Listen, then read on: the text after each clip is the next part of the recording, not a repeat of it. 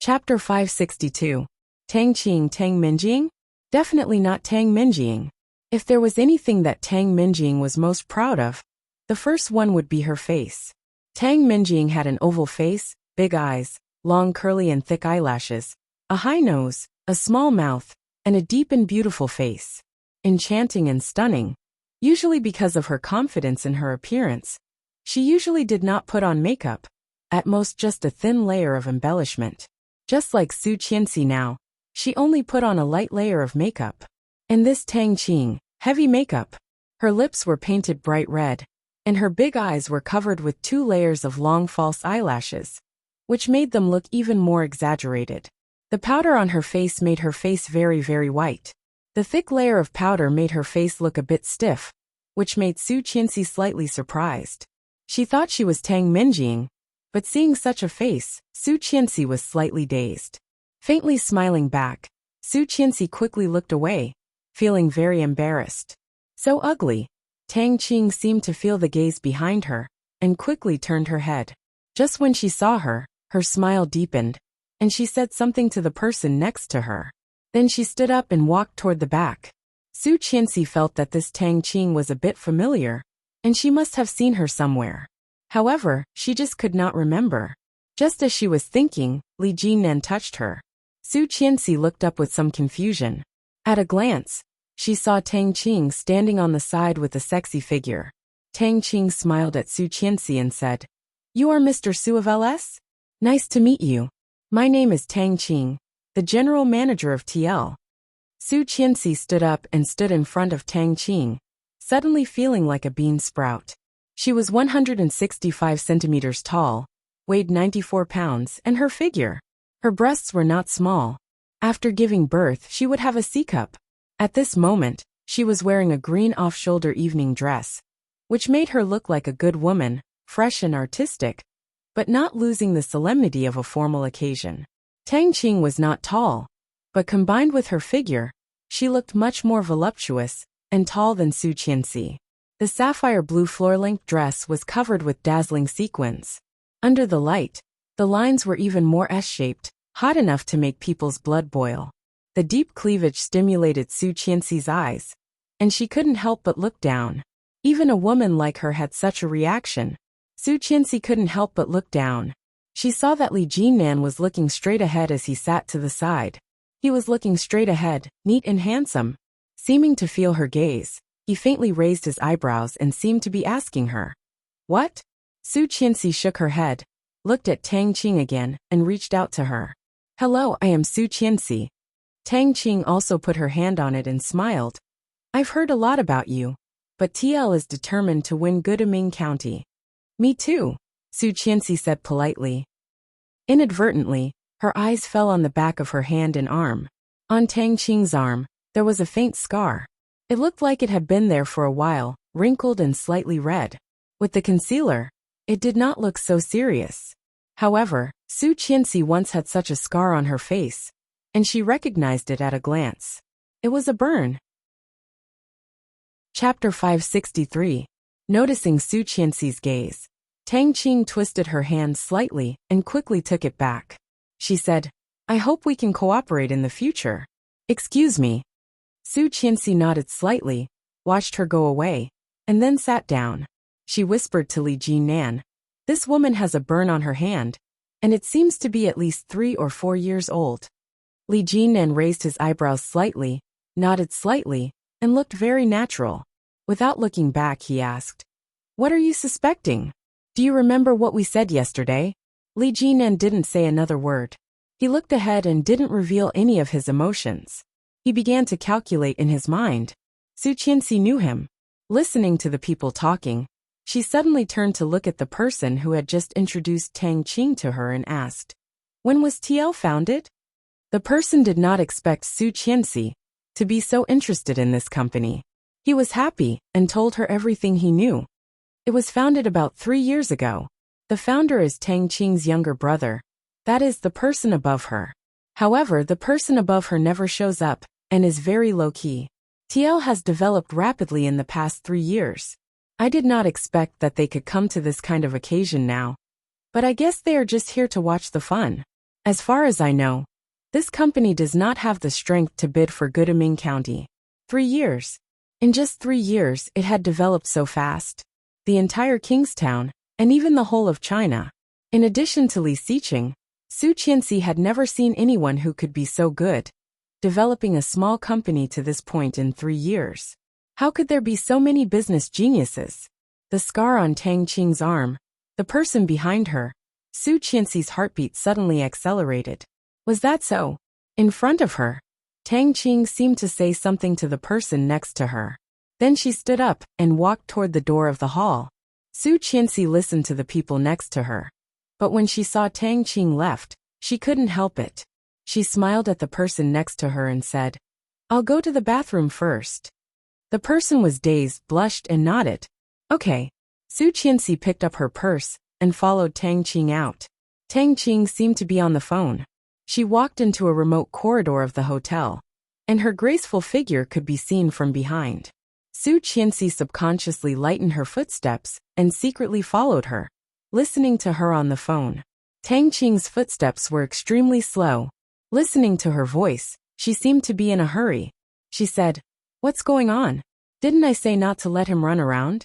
Hurry up and find him and feed him the medicine." It was not Tang Minjing's voice, and the tone was more coquettish than Tang Minjing's. However, she had an inexplicable intuition that this person must have something to do with what happened 3 years ago. TL's timing was also very similar. Was it just a coincidence? TL done? Li. Could the brother behind her be Li Xiqing? Could it be the husband she had been with for so many years? Su Qianxi's heart was pounding, and she continued to listen. However, Tang Qing's voice seemed to slow down, and her footsteps stopped. Chapter 564. Tang Qing quickly turned around, but there was nothing there. Frowning, Tang Qing was a little puzzled. Strange, was it an illusion? She clearly felt that someone was following her. A hurried voice came over the phone. "What? Miss Tang, what should we do now? It will happen soon. What if he runs out and gets caught?" Tang Qing looked dignified and said in a deep voice, "Don't worry. Go to the places where he might go, and look for him on the way out. He has not escaped for so many years, and now he can't go far. We must catch him." Yes. Hanging up the phone, Tang Qing turned back.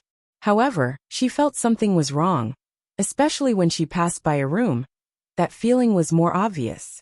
Tang Qing walked to the door of the room, reached out and knocked on the door, but there was no response. A waiter came over with a glass of wine and saw Tang Qing wandering at the door. He asked, "Hello, miss. How can I help you?" Tang Qing smiled, shook her head, and walked away. Hearing the voice outside was gone, Su Qianxi breathed a sigh of relief, and her body became soft.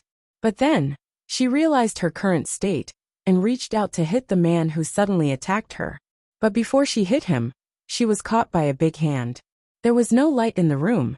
It was very, very dark, and she could not see her fingers. Su Qianxi struggled hard, but the man not only did not let go, but wrapped his hands around her waist, and his movements were wanton. All of a sudden, she was flustered. Su Qianxi struggled harder, opened her mouth, and bit the palm of his hand. The man quickly let go, and Su Qianxi took the opportunity to shout, "Help, help! Ah!" Before Su Qianxi could shout more, she was pressed on the bed. In the darkness, there was only the sound of her panicked breathing and the man's panting. Su Qianxi was shocked and cried, "Help!" However, the man obviously did not give her a chance to ask for help again. Holding her down, his big hand pinched her chin and sealed her lips. Su Qianxi's tears came out, and her heart was full of panic. Was she out of the tiger's mouth first and then into the wolf's den? Struggling with all her strength, she bit the man's lips. In an instant, the sweet smell of blood filled their mouths. The man on top of Su Qianxi seemed to smile. Holding her up with his knee, he said viciously, "I told you, you are so wild. It is easy to arouse men's desire to conquer you, Mr. Su. It was that hooligan from a few days ago." Su Qianxi panicked. This person was no less skilled than Li Jinnan. She had been learning from Li Jinnan for so long, but she had never been able to take advantage of him. This man was the same. That day in the parking lot, she already knew that she was no match for this man. Could it be that today thinking of this, she struggled and sobbed, crying, "You can't touch me. You just want money. I will give you as much as you want. Please don't touch me." Chapter 565. Hearing this, Su Qianxi was even more confused about what he meant. Before she spoke, she felt her neck was sucked. He sucked so hard that Su Qianxi felt a stinging pain and exclaimed, "No, no, no." In the past few years, she had been clean. Just to welcome Li Xiqing back and tell him that her heart had never changed. Although he was gone missing, and no one knew if he was alive or dead. But she had been consistent. Now how could she? Tears streamed down her cheeks, and she struggled even harder. But then the man got up, quickly opened the door, and closed the door. The movement was so smooth that before Su Qianxi could react, there was no movement in the room. Lying on her back, Su Qianxi blinked, and after a long while, she suddenly came back to herself. Sitting up, Su Qianxi covered her neck. She turned on the light, only to find that there was no electricity at all. What the hell? This guy even pulled out the card. Then a string in his mind stretched taut. Wiping her tears, Su Qianxi got up, took her things, and went to the bathroom to fix her clothes. The bruise on her neck was a clear indication that she had almost been violated just now. Angrily, Su Qianxi's clothes were off the shoulder and could not cover her neck at all. Such a conspicuous bruise, didn't it mean that she had cheated? Su Qianxi's eyes were red with anger, and she pursed her lips. In the end, she did not cry, went into the bathroom, put down the toilet lid, and took out the air cushion she carried with her. After a lot of layers, she barely covered a little bit. She put her hair down to cover the place, and went to the front desk on the first floor as fast as she could. She had just written down the number of the room. As soon as she went down, she said, "Help me check the XX room. Miss, do you want to book this room? This is our standard room, and the total price is 1,288 yuan. Su Qianxi was dazed and frowned. "No one booked this room?" "Yes, it is still vacant. Do you need me to book this room for you?" "No, thank you." Su Qianxi shook her head, walked back, and called Luo Zhan. The person on the other end of the line picked up very quickly and lazily. "Hello. Are you free? Help me check the surveillance cameras of a hotel." She told him the location. The more she thought about it, the more frustrated she felt. That be asterisk starred. If that guy dies in my hands, I'll definitely let Li Jinnan or Li Beixing have a good time with him. Let him know that the people of the Li family, even if they were just women, were not to be trifled with. What time period? 7 to 8 in the evening. Luo Zhan was busy with his work, and soon there was a doubtful voice. "I can't find it. It was hacked." Su Qianxi's heart sank. "What do you mean? From 6 o'clock on, the surveillance has been blank. It's obvious that it's been hacked." Luo Zhan also felt that he had lived for a long time and asked, "Why are you checking this?" Su Qianxi was about to answer, but she soon paused and made up an excuse to avoid it. She couldn't possibly tell him that she was dragged in here and almost raped, right? If these words were to spread out, it could be a big or small matter. Now that the surveillance camera had been hacked. Chapter 566. If this was spread, it could be big or small. Now the surveillance camera was hacked. Su Qianxi gritted her teeth, and finally felt that she could not make it public. Now to the outside world she was a widow. 3 or 4 years ago, after Li Xiqing died, she had been taking care of the 2 children and supporting the company. On Weibo and major news platforms, they were praising Su Qianxi's beauty and nobility. Although she herself didn't particularly care about these false reputations, under these glorious titles and good morals, there was the Li Corporation and the Li family hidden. Now she was bound together with the Li family and the Li family, for better or for worse. How could she make it public? She could not afford to play. Su Qianxi's face was sullen, and her heart sank to the bottom. That person, could it be that he had calculated this before provoking her? If that was the case, then there would definitely be a 3rd, 4th, 5th time. Su Qianxi suddenly felt irritated, sighed, and walked back to the original banquet hall. The auction had entered the climax. Li Jinnan noticed her absent-mindedness and did not expose her. He put down the final price. The audience was shocked. "Are you sure? Mr. Li? Yes. The Li family was determined to win Gudaming County. Su Qianxi felt that the noise around her was getting louder and louder, and her head was a little painful. After a while, Li Jinan called her, sister-in-law. Su Qianxi looked up and looked at him with a puzzled face. I got it, but the price is a bit over the budget. How much? Li Jinan directly showed the price on the bidding machine. Su Qianxi glanced at it and found it was 5 times the original price. As expected, Su Qianxi nodded, feeling even more irritated, and her head hurt even more. She said, It doesn't matter. You deal with the rest. I am a little uncomfortable. What's wrong? Li Jinan furrowed his brows. He instinctively wanted to feel her forehead, but it didn't seem appropriate in front of so many people. Because she came out with Li Jinan, Su Qianxi did not worry about safety at all, so she did not even bring Shuangyu today. Now it was a bit troublesome. Seeing his expression, Su Qianxi smiled and said, I'm just a little annoyed. You go ahead and call me when you're done. I'll sit here for a while. Li Jinan nodded his head. Give me a moment. Li Jinan quickly walked away, and the people in the venue slowly began to disperse. Su Qianxi sat in her seat with her eyes half closed. Many people had noticed her, but few dared to talk to her. The elegance and coldness of President Su of the Li Group had long been known to the public. For so many years, because of her youth and beauty, she had attracted a lot of attention. However, this President Su not only did not associate with ordinary men, but also had a powerful female bodyguard with him. Although the female bodyguard was not around, the third young master of the Li family was not someone to be trifled with. However, it was inconvenient for men to strike up a conversation, but women did not have this taboo. Tang Qing walked over with graceful steps. She bent down and looked at her with concern. President Su. Su Qianxi was half closing her eyes and did not notice the arrival of Tang Qing. At this moment, when she was called, she opened her eyes. However, when she saw a face comparable to that of a zombie, she was scared and shivered. Chapter 567. After seeing it was Tang Qing, Su Qianxi breathed a sigh of relief. Su Qianxi's reaction not only scared herself, but also scared Tang Qing. Tang Qing's face was obviously embarrassed. She smiled and said, I just want to see what's wrong with you. Are you uncomfortable here alone? She just did not expect that it would scare her. Only Su Qianxi knew that what was more embarrassing was that she was scared by her face. Su Qianxi blushed, coughed, and said, I'm fine. Thank you, Mr. Tang.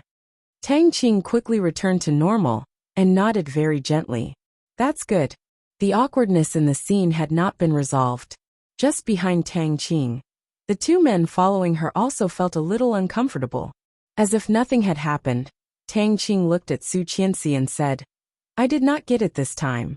I did not expect third young Master Li to be as bold as second young Master Li, offering 5 times the price. My TL is not as good as you, but next time, we will definitely be ready to compete with you, or we will have the opportunity to cooperate next time. As she spoke, she had reached out to her. Su Qianxi stood up with a smile and nodded. I am looking forward to it. Tang Qing's smile widened, and she said coquettishly, Goodbye. I'm not feeling well. I won't see you out. Take care, Mr. Tang. Tang Qing nodded and turned toward the elevator.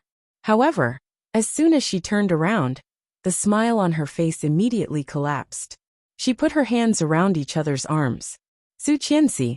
Tang Qing pressed the button of the elevator and walked in. She looked at one of the men next to her and asked, Did you find him? Not yet. I heard that he was let out by the maid. He did not bring any medicine or injection equipment. As he spoke, he looked at the time on his phone and said, He probably can't hold it anymore and is going back. Tang Qing's lips finally curved up again. The elevator stopped, and her phone rang in time. Miss Tang, I found him. His drug addiction is acting up, and he is twitching badly. He was found on the road. We coaxed him, and he couldn't help but come back. Got it. Give him the medicine, but only a little at a time. Don't let him feel too comfortable. You have to let him know the consequences of running away. It won't be good. As she spoke, she giggled. I'll be back soon.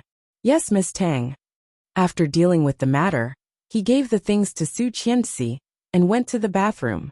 Standing in front of the urinal, Li Jinnan held a cigarette between his fingers. Halfway through, he heard the sound of stumbling footsteps. It sounded like the sound of high heels. Li Jinnan looked over. It was indeed a woman. Her face was flushed red as she walked over. His footsteps were a little shaky, and with a single glance, it was clear that he was completely drunk. Li Jinnan turned his head and turned sideways to cover himself. After he was done, he put the items away. He stubbed out the cigarette, ignored the woman, and walked toward the wash basin. However, the woman seemed to be unwilling to let him go. She staggered and fell onto him. Li Jinnan's eyes darkened. He couldn't dodge in time, and she fell head-on. With a look of disgust in his eyes, Li Jinnan pushed her away with a sullen face. But this woman actually reached out and hugged him tightly. Chapter 568. Brother Luoan. The strange woman, wearing a blue dress, looked very Lolita style. At first glance, he could tell that she was young. She had long hair, which was a bit messy at the moment. The long bangs were disheveled, making her small white face even more charming. Her collar was wide open, revealing the white and tender cleavage. It was not deep, and even very green, faintly revealing the fragrance of a virgin. However, such a picture was a fatal temptation for men. Unfortunately, she ran into Li Jinnan. Although Li Jinnan was born in the army and had never touched a woman in his 29 years, the genes of the Li family were very strong. Everyone in their family was not lustful, and of course Li Jinnan was the same. At this moment, there was only disgust in Li Jinnan's heart. Pushing the woman away, Li Jinnan's face was terrible, and he coldly warned, "Get out." When the girl heard this, she cried even more. She leaned over and hugged Li Jinnan's thigh with both hands. She said drunkenly, No, Brother Luoan, don't drive me away." Li Jinnan closed his eyes and pulled her up forcefully. With a casual toss, he walked out of the room with quick steps. However, the woman behind him cried out and shouted, "Why don't you want me? I am clearly your fiancé. Why don't you want me? Why? You would rather have Yi Tsili than me."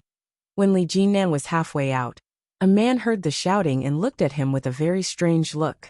Li Jinnan looked straight ahead and walked toward the banquet hall where Su Qianxi was. Halfway there, she bumped into a man who looked a little effeminate. He had a trendy hairstyle and was dressed in a pink leopard suit. He had a silk scarf around his neck. His fingers were crossed, and he was wearing lipstick and makeup. With an anxious expression, he shouted, Yi Yu, get your ass out here. Oh my God. Why are you running around when you're so drunk? You're killing me." Li Jinnan heard this and raised his eyebrows. The effeminate man soon saw Li Jinnan, and his eyes lit up. He came up and asked, "Hello, handsome, have you seen a female college student in a blue dress?" His hair was dyed yellow, and his skin was very white. He was about 1.7 meters tall. Men's room. Without waiting for Sissy to finish his words, Li Jinnan only said 2 words, and walked away with his long legs. Sissy looked at his back, and bit his lower lip with an intoxicated look on his face. Oh my God, so handsome. Ouch. When Li Jinnan was far away, he suddenly remembered his business. Oh yes, the men's room. Yi Yu, get your ass out here. Li Jinnan bought a villa for himself. After sending Su Qianxi to the old house, he drove back. When she returned to the old house, it was already past 10 p.m. The children were all asleep, but old Master Li was still watching TV in the living room. 3 years and 10 months had passed, and the number of white hairs on the old man's head had increased. His pair of turbid old eyes shone with a shrewd light. However, Li Sun had always been kind to his descendants. Seeing Su Qianxi coming back, he waved at them. "Qianqian, come here." Chapter 569. I fell asleep and woke up again. Captain Li took Su Qianxi's hand and patted it. He sighed and said, "Do you know why I woke up?" Su Qianxi looked at him and slowly shook her head. The wrinkles on Captain Li's face were also much more than 3 years ago. At this moment, when he smiled, his whole face was wrinkled. "I just had a dream. I dreamed that Xiqing came back." Captain Li smiled kindly. His voice was old and dry. He put his dry hand on Su Qianxi's hand In a pair of slightly turbid eyes, there was some sadness. He said, "Grandpa, I am sorry for you and Su Qianxi. I may not be able to come back in time to see you off. Just pretend that you never had this grandson. I'm sorry." As he spoke, Captain Li's voice became sobbing.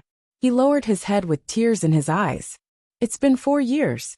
In 2 months, Daesu and Ursa's birthdays are coming. If he is still alive, he must have come back a long time ago. But why is he not back yet?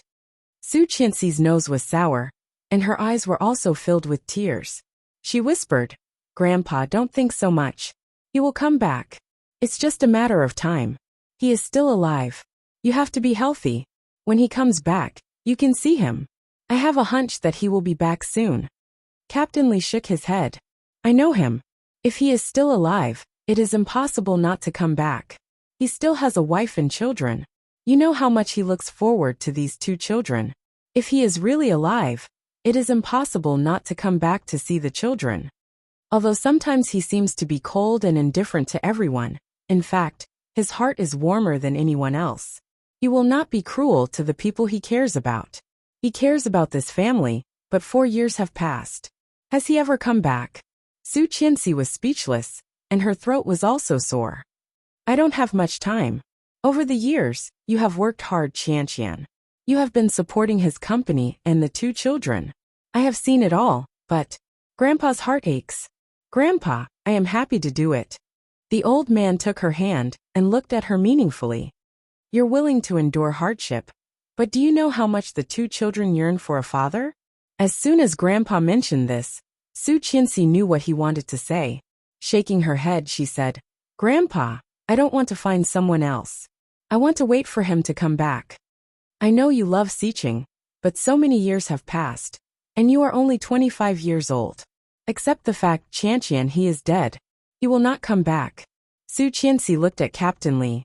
The old man's hair was almost completely white. His face and spirit were clearly much older than he had been in his previous life. Much, much older. She knew what he was worried about. He was afraid that when he got old, she would have a companion and someone to rely on. That way, she wouldn't have to support herself. Li Xiqing had been brought up by him, and was his favorite grandson. But now he had to persuade his favorite grandson's wife to remarry. For the old man, wasn't this a kind of torture? However, Su Qianxi was not willing to accept his kindness. She held the old man's hand and said seriously, "Grandpa, he will come back." "Qianqian." Captain Li's voice was like a broken bell in the wind and rain, far away and swaying. "No matter how long you wait, the dead will not know, but there are still living people waiting for you. Do you know that? Chapter 570. Su Qianxi heard that and became silent. A living person? Was he talking about Lu Yihan? Indeed, for so many years, she knew exactly how Lu Yihan had treated her. She did not understand before, but since Li Xiqing disappeared, Lu Yihan's heart was almost exposed in front of her. Lu Yihan always tried to ask her out, and she always had a variety of ways to avoid it. Before that, she often went to kindergarten to pick up the 2 little guys from school, or came home to help cook, or taught the little guys to play games and read. However, the more Lu Yihan was like this, the more she did not dare to face him. It had been at least 2 months since she last saw Lu Yihan, right? Su Qianxi knew that she owed him a lot. Captain Li looked at her, sighed and said, "Forget it. You think about it yourself. I am an old man, and I will not meddle in your business." "Grandpa." Su Qianxi lowered her head and whispered. When she was about to say something, she was interrupted by Captain Li. "However, Qianqian, I have something to trouble you with." Captain Li took the cane next to him, and was about to stand up. Su Qianxi hurried forward and helped him up. "It's no trouble. Grandpa, if you need anything, just tell me. I will try my best to do it for you. Come on, help me back to the room." Captain Li walked slowly with the cane in one hand. After helping him back to the room, Captain Li took out an old-fashioned pocket watch from under the bedside cabinet, handed it to Su Qianxi, and said earnestly, "This pocket watch, please send it to the grandson of my old comrade. For so many years, I have been unable to let go of this big stone in my heart.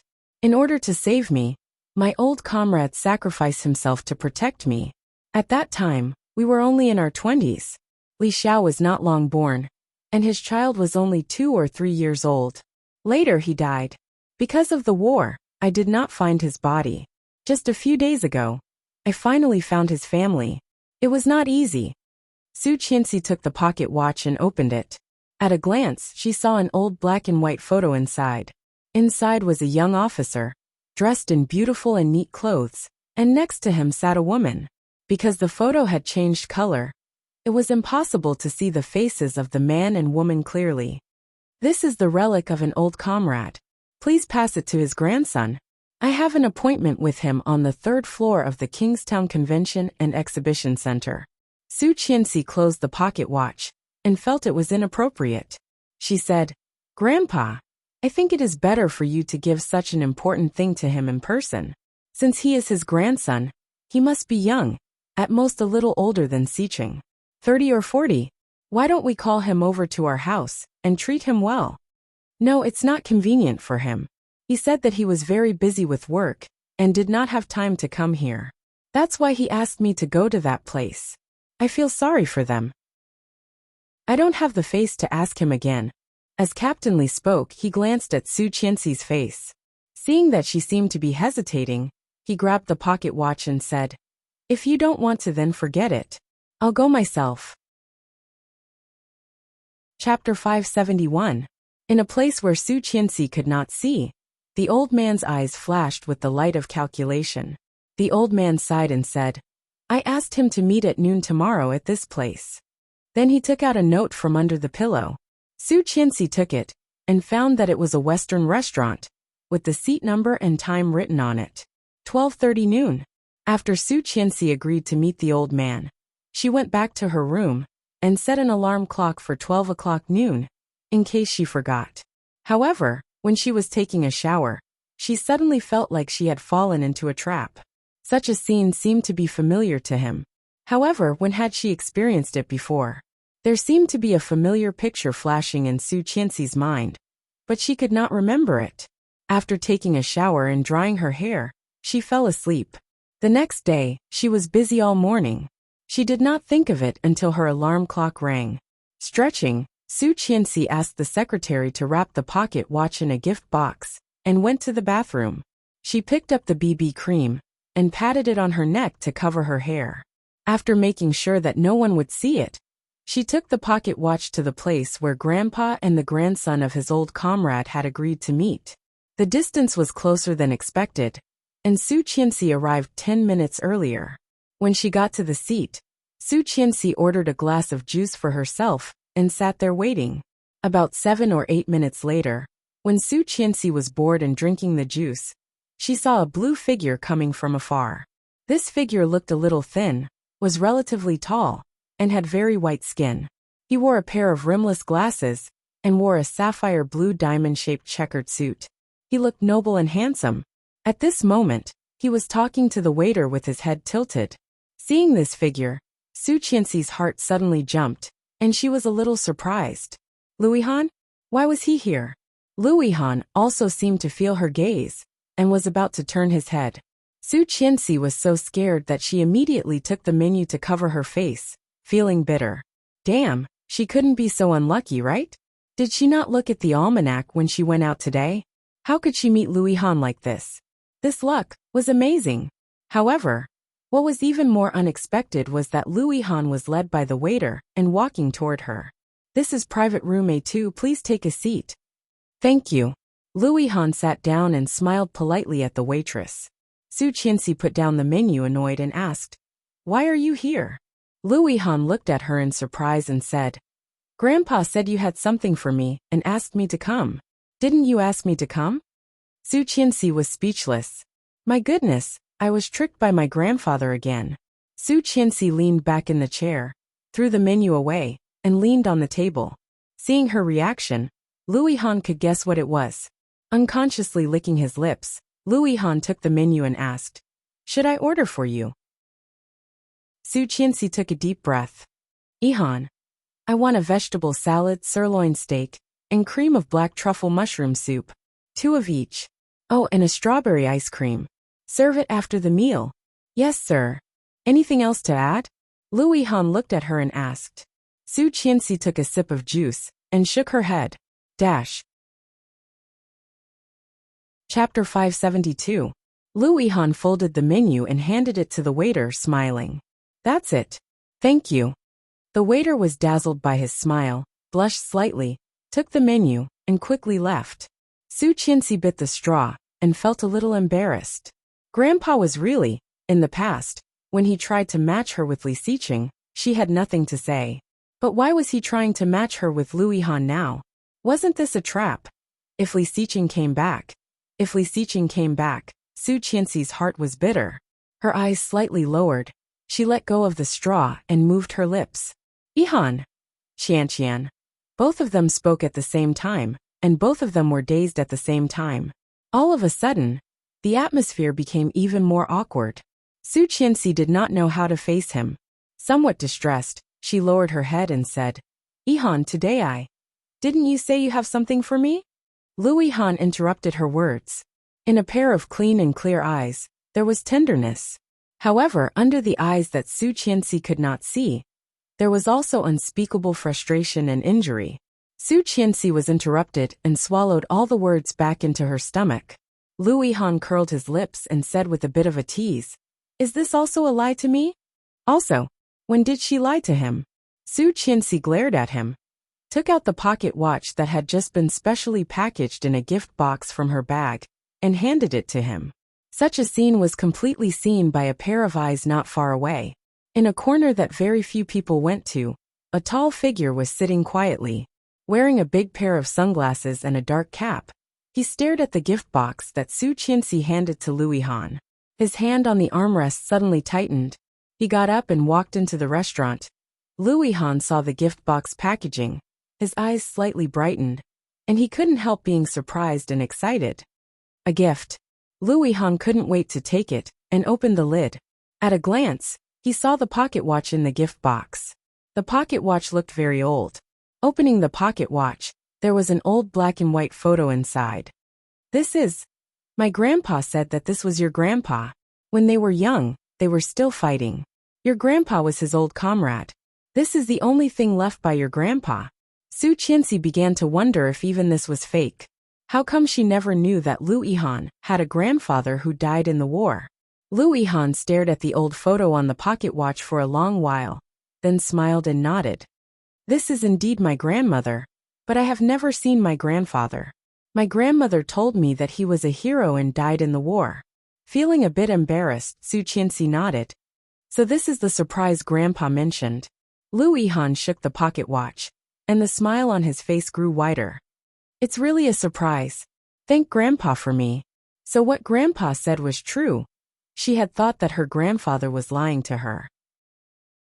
Lu Yihan carefully put the pocket watch back into the gift box and put it aside. Just as he was about to speak, a waiter walked over with a tray with a glass of juice on it. Chapter 573. Walala. A full glass of orange juice was splashed on Lu Yihan. His originally elegant and beautiful royal blue suit was suddenly soaked. At the same time, there was the sound of children playing with marbles. Lu Yihan stood up and looked at himself incredulously. The waitress exclaimed and was shocked. She quickly went to Lu Yihan's table and opened the tissue. She apologized in horror and helped him wipe. I'm sorry, sir. I didn't mean to. It's okay. I'll do it myself. Lu Yihan gently pushed the waitress away and took out his handkerchief. Su Qianxi looked down and saw a transparent marble rolling on the ground, and it quickly went under the table. Raising his head, he looked around and saw a tall and straight figure, wearing a large dark cap and a large pair of sunglasses that could cover 2/3 of his face. He was playing with a marble in his hand, tossing it up and down in his palm. Seeming to feel Su Qianxi's gaze, he also turned his head. There was enough light during the day, and she saw a blue diamond cross earring on his earlobe. Because of the light during the day, Su Qianxi could clearly see that under his hat, there was flaxen hair covering most of his ears. The color of his lips was extremely light, so light that even the lip line could not be seen clearly. At this moment, seeing her gaze, he put the marble in his hand in front of her. with a provocative smile on his lips. Su Qianxi recognized him at a glance. Wasn't this the man who molested her in the dark parking lot that day, and in the room of the Royal Hotel that night? You. Su Qianxi was a little angry. Shuangyu. The man was startled. He was not far from the door. At this moment he turned and ran. Shuangyu, catch that guy. Shuangyu had been waiting not far away. Seeing the place where Su Qianxi's hand was pointing, she immediately chased after him. Su Qianxi also picked up her bag and ran toward the door. Lui Han was a little shocked. Why was Su Qianxi so restless? After all these years, she should have matured quite a bit. The current her was a little too restless. What could be more important than his current state? Lui Han looked hurt and asked, Qianqian, where are you going? I'll be back in a bit, Su Qianxi said and walked out the door. Annoyed, Lui Han called his assistant to send him a set of clothes and went into the bathroom. The mysterious man who caused all this stood in the corner outside and looked at Lui Han inside. His eyes under the sunglasses were sharp and bright, with a bit of coldness. Shuangyu and Su Qianxi looked around. Suddenly, Su Qianxi saw him near the restaurant and asked Shuangyu to approach him quietly. When Shuangyu got the order and pretended to walk over unintentionally, the man suddenly turned his head and nodded slightly at them. Then he turned and ran. However, although this man was running, he still looked like he was taking a stroll in the park, leisurely and contented. From time to time, he would turn his head to look at them, as if he was deliberately teasing them. Shuangyu was annoyed and moved faster. But the man also ran faster and faster. Suddenly he stopped and threw something at Shuangyu. Chapter 574. Shuangyu dodged and chased him again. The man had already entered the elevator. Facing her, he put 2 fingers together and gently waved on the side of his forehead. When Shuangyu arrived, the elevator door had closed, and she could not catch up. Su Qianxi picked up the thing he had thrown and frowned. This was a pendant. There was a chain on the pendant, and the workmanship was very fine. The shape of the pendant was in the shape of a flame, with a wolf's head on it. On the neck of the wolf's head, there was a star inlaid with a blue gem. It was very valuable, and what made Su Qianxi most surprised was not its value, but this pattern. Wasn't this pattern drawn by Tang Minjing in her mother's diary? How could it be? Did this thing belong to Tang Minjing? However, this person had harassed her again and again. What did he mean by throwing this necklace? What did he want to express? Did he want to show that he had something to do with Tang Minjing? Or perhaps he was trying to explain something else? Su Qianxi looked at this necklace for a long while. Looking up, she saw Shuangyu turn around and use sign language to ask, "Do you still want to chase?" Su Qianxi slowly shook her head. "Let's go back.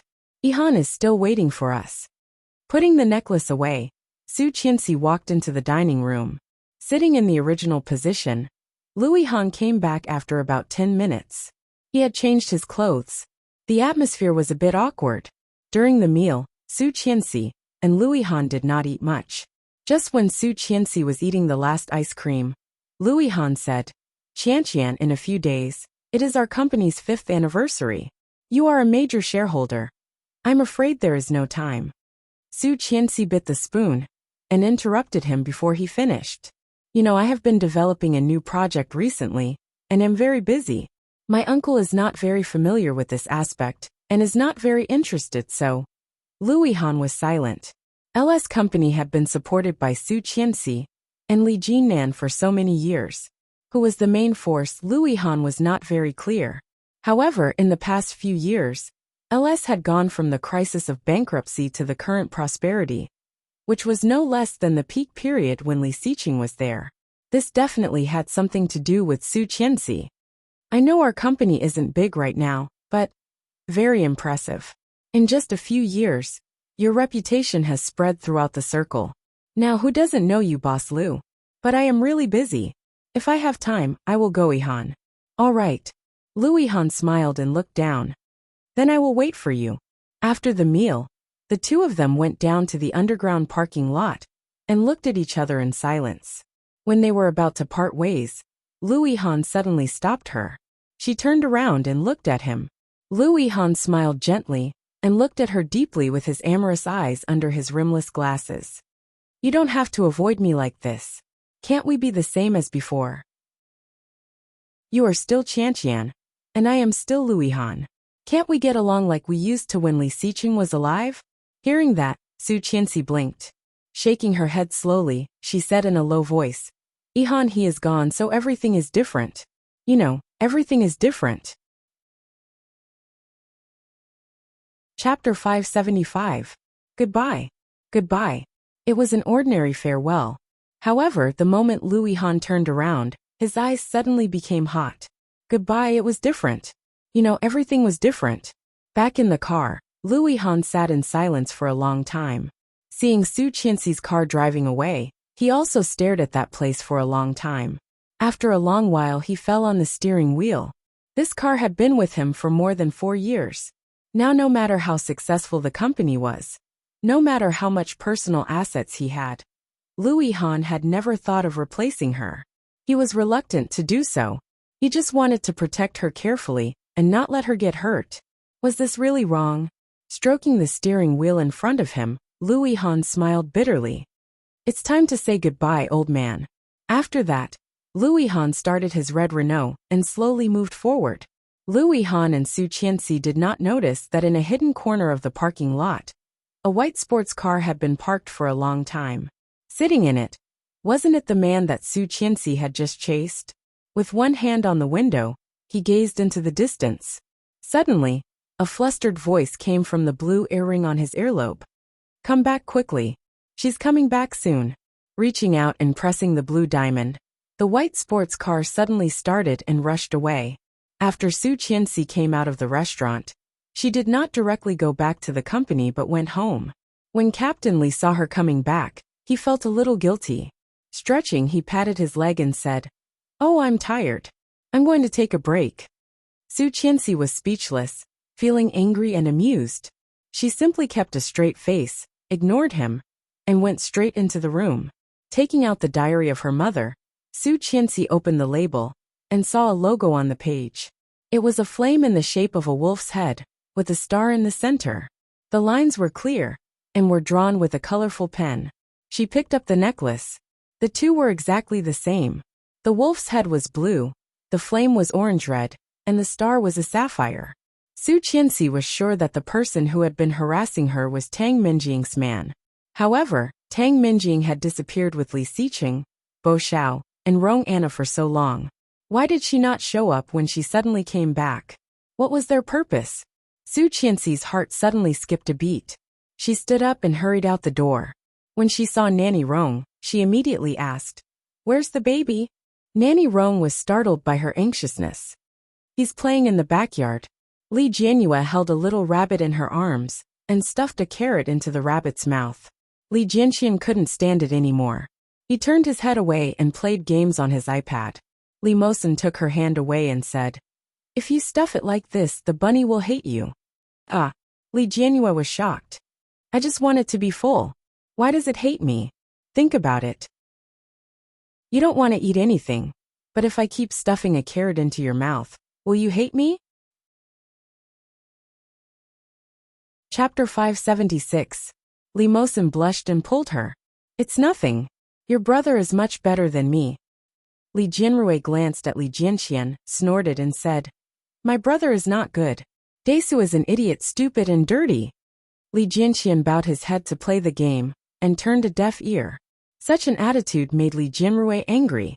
She puffed up her face, put her hands on her hips, and ran to Li Jianxian and shouted, Desu is an idiot. Desu is stupid. Desu is dirty. Li Jianxian was killed in the game, shouted, and then rolled on the ground with his head in his hands. Li Jianrui was happy and laughed. Idiot, idiot. Go away, I'm playing the game. Li Jianxian got up and continued to fight. It's all because of this group of teammates. They made me fall. Li Jianrui didn't really understand. She squatted down and watched him play. Seeing him shooting arrows, she blinked her doll-like big eyes and said, Brother, can you let me play? No, you go play with Mosen. Li Jianrui was angry, stood up and stamped her feet. Stingy Desu. Su Qianxi walked very quickly to the backyard. After seeing that the 3 children were safe and sound, she quietly breathed a sigh of relief. The bodyguards were in several places in the backyard, so there was no need to worry about safety. Li Jianrui saw Su Qianxi coming over, and immediately pouted. Her little face was red, her cheeks puffed up, and her eyes narrowed. Tears suddenly gushed out. She cried and rushed to her mother, shouting, "Mom!" Su Qianxi saw her like this, squatted down and hugged her, reaching out to wipe her tears. Her heart was broken, and she comforted. "What's wrong with Ursu? Brother bullied me." Li Jianrui pointed to Li Jianxian, who was obsessed with playing the game, and her little face was angry. "He refused to let me play the game. Stingy. I don't want to talk to him anymore." Su Qianxi smiled, walked over with her in her arms, and squatted down to watch Li Jianxian play the game. She just saw the word victory appear on it. Li Jianxian cheered and laughed loudly. "Mom, look, I won." Su Qianxi recognized it at a glance. This was an online game that had been popular for many years. Luo Zhan used to be so obsessed with it that he was in his 30s and did not even have a girlfriend. This kind of game, who taught you to play? It's simply 666. She had played for a period of time before, but she was killed before she could cross over. After playing for 2 days, she felt bored. "Uncle Luo Zhan taught me how to play. It's really fun. My sister also wants to play. Why don't you play with her?" Su Qianxi coaxed. "No way. My sister is so stupid. I don't want her." Li Jianxian spoke rudely. Li Jianyue pouted and cried loudly. "Mom, Desu always calls me stupid." The bodyguards on the side couldn't help but laugh when they saw this scene. This little girl. She had been scolded for being stupid for the whole day, but she didn't even cry once. Why was he crying so much in front of Su Qianxi? Su Qianxi didn't know. She wiped her tears and said, "Why don't you play with Brother Mosin? Let brother play alone. If you don't play with him, you play with Brother Mosin. Let Brother Mosin ignore your brother." Chapter 577. Li Jianyue made a face at Li Jianxian. However, Li Jianxian ignored her. Li Jianyue felt even more wronged. She got out of Su Qianxi's arms and went to play with Li Mosin. Su Qianxi looked at them and smiled. Desu was like his father, smart and precocious. Although Ursu loved to act coquettishly, she was also very sensible. Although not as good as Desu, she was much smarter than many 3-year-old children. Looking at the time, it was already past 2 o'clock in the afternoon. Su Qianxi turned and walked out of the backyard. Returning to the room, she took a photo of the logo with her mobile phone and gave it to Luo Zhan. Looking for something, of course, she had to find Luo Zhan. Just when Su Qianxi took a picture of the other side of the necklace, she accidentally found that there was a small, extremely difficult to find small hidden button on the back of the necklace. Her nails gently buckled, and the spring on it opened. With a snap, a small lid was suddenly opened. There was a fine gray powder flying with the lid opened. Su Qianxi frowned and poured the small powder on the notebook. However, what was unexpected was that as soon as the fine gray powder was poured on it, it seemed to be attracted by something and automatically gathered at a spot. Su Qianxi's pupils suddenly shrank, and she poured the rest of the powder down. The powder was immediately absorbed and could not be rubbed down. Looking at the shape, it seemed to be absorbed into some words or patterns. What is this? Su Qianxi opened the bottom of the necklace. Under the lid, there were 2 letters. TL. Tangqing? Su Qianxi's heartbeat suddenly became faster. The rest of the powder had already been poured out by her. The 2 letters TL seemed to be showing a beautiful smile to her. This logo was Tang Minjing's and TL belonged to Tang Qing. She originally felt that Tang Qing must have something to do with Tang Minjing. It seemed that it was necessary to cooperate with TL once. She closed the notebook and took it. Su Qianxi put the necklace in her pocket. The gray powder looked like some kind of chemical. If she guessed correctly, it should be magnet powder. She sent it to the research institute, and it was really magnet powder. Su Qianxi bought some and sprinkled it on the notebook, and it quickly absorbed into a few big words. Tycoon Rich Baccarat. What does that mean? Both Monopoly and Baccarat are common gambling methods in casinos. Could there be a connection between them? Wait, a casino? She subconsciously thought of the time when she was kidnapped by Bo Xiao 4 years ago. Wasn't that place a casino? Bo Xiao and Rong Anna were trading in Star City at that time, and this clue appeared on Tang Minjing's things. Now that TL was involved in this matter, all the clues seemed to have been put together. But what was missing? What was it? She frowned and couldn't help but think of the man who threw the necklace to her. That man didn't seem to want to harm her. With his skills, it was a piece of cake for him to do anything he wanted. Although he took her money and molested her that night, he didn't do any real harm to her or the child, right? It was as if a pair of extremely pale lips had appeared in front of her, and she couldn't help but think of a word: pale. Chapter 578. TL had developed rapidly in recent years. Of course, there was a big force behind it, but the most famous thing was their architectural design. The news that LS had decided to cooperate with TL shocked half of Kingstown. Even Tang Qing felt very surprised. However, being surprised was just being surprised. How could he not do business that was delivered to his doorstep?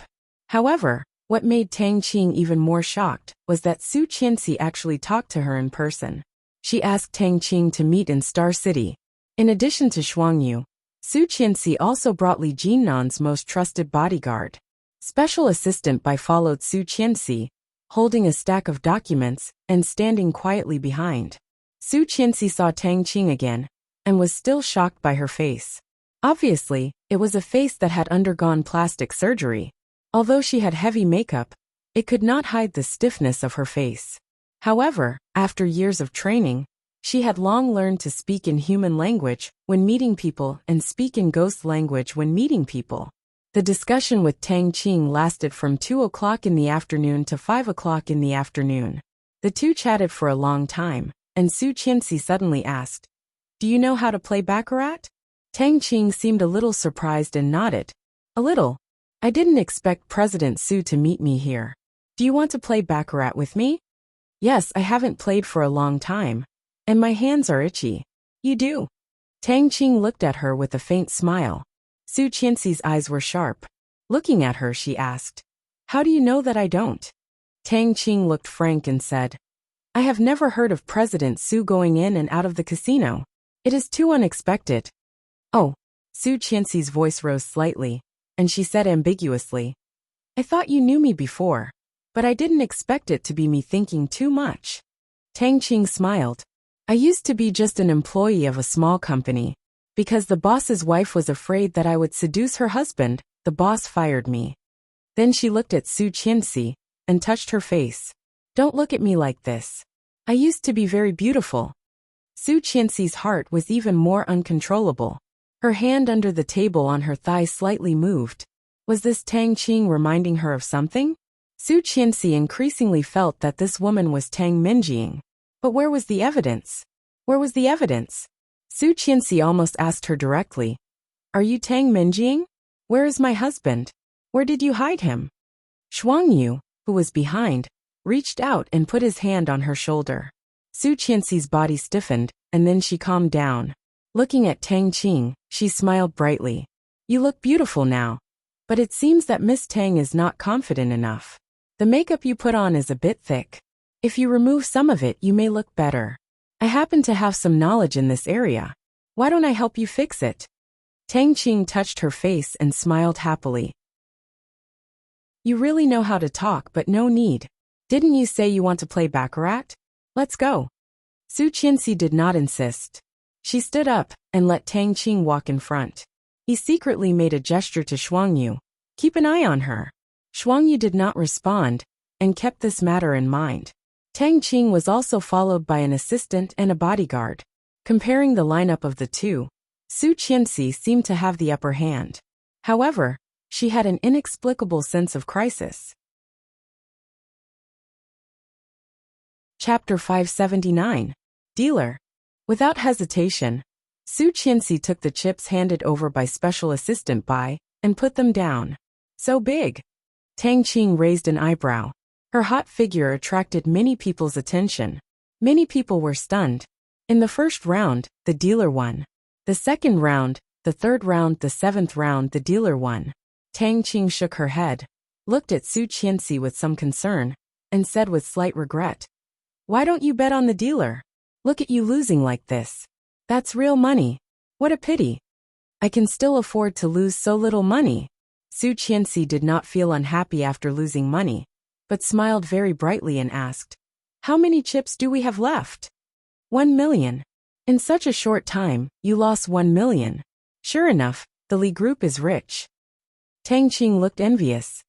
My small company can't afford to lose. Indeed, if TL was really as strong as it seemed on the surface, they really couldn't afford to lose. Su Qianxi looked at her, slightly raised an eyebrow, and said indifferently, "The last round, all on the dealer."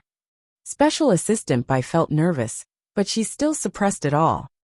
"Miss Tang, you have won so much. Play with me?"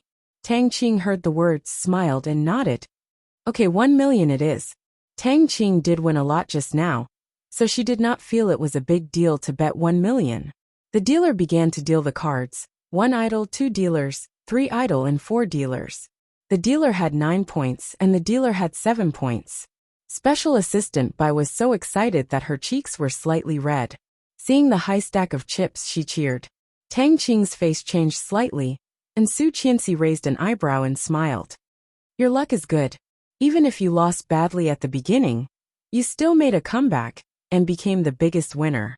Don't you think so, Miss Tang?"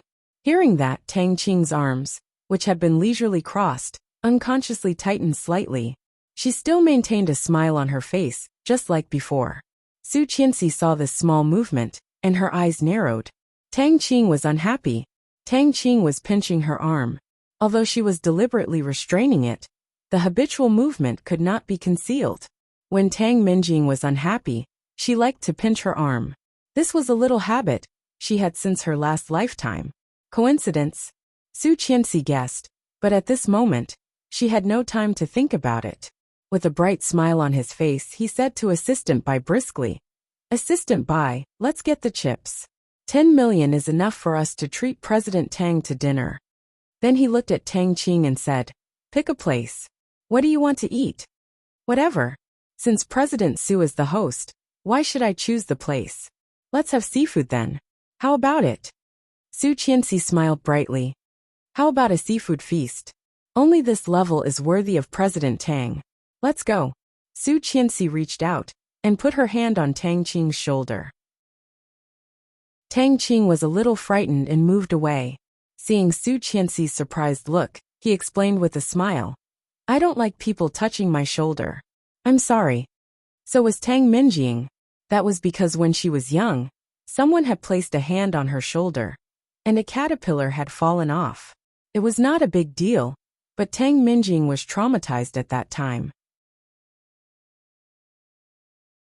Chapter 580. Su Qianxi suddenly understood and nodded. "So that's the case. I'm sorry. When I'm happy, I like to hug people. I'm really sorry." Tang Qing smiled awkwardly, unconsciously pinching her arms with a pair of crossed palms. The lines in her mind that were about to collide suddenly connected. Tang Qing, Tang Minjing. Haha. However, if Tang Qing was Tang Minjing, why did Tang Minjing want to have plastic surgery? Tang Minjing was most satisfied with her face. Coquettish, delicate and beautiful. Such a face made her the envy of everyone since she was a child. She was as proud as a peacock. But now he destroyed his own face. Although she had been the daughter of a psychopath, murderer, and economic swindler 4 years ago, and was still wanted all over the country, if it was just to hide her identity as Tang Minjing, the sacrifice was too big. With Tang Minjing's character, she would never want to do this. Then there was only one reason. That was, she was disfigured. Therefore, she had to have plastic surgery. Therefore, she had to change her face and create a new identity. However, this was just Su Qianxi's guess. Whether she was Tang Minjing or not, it was enough to feed her a meal of seafood.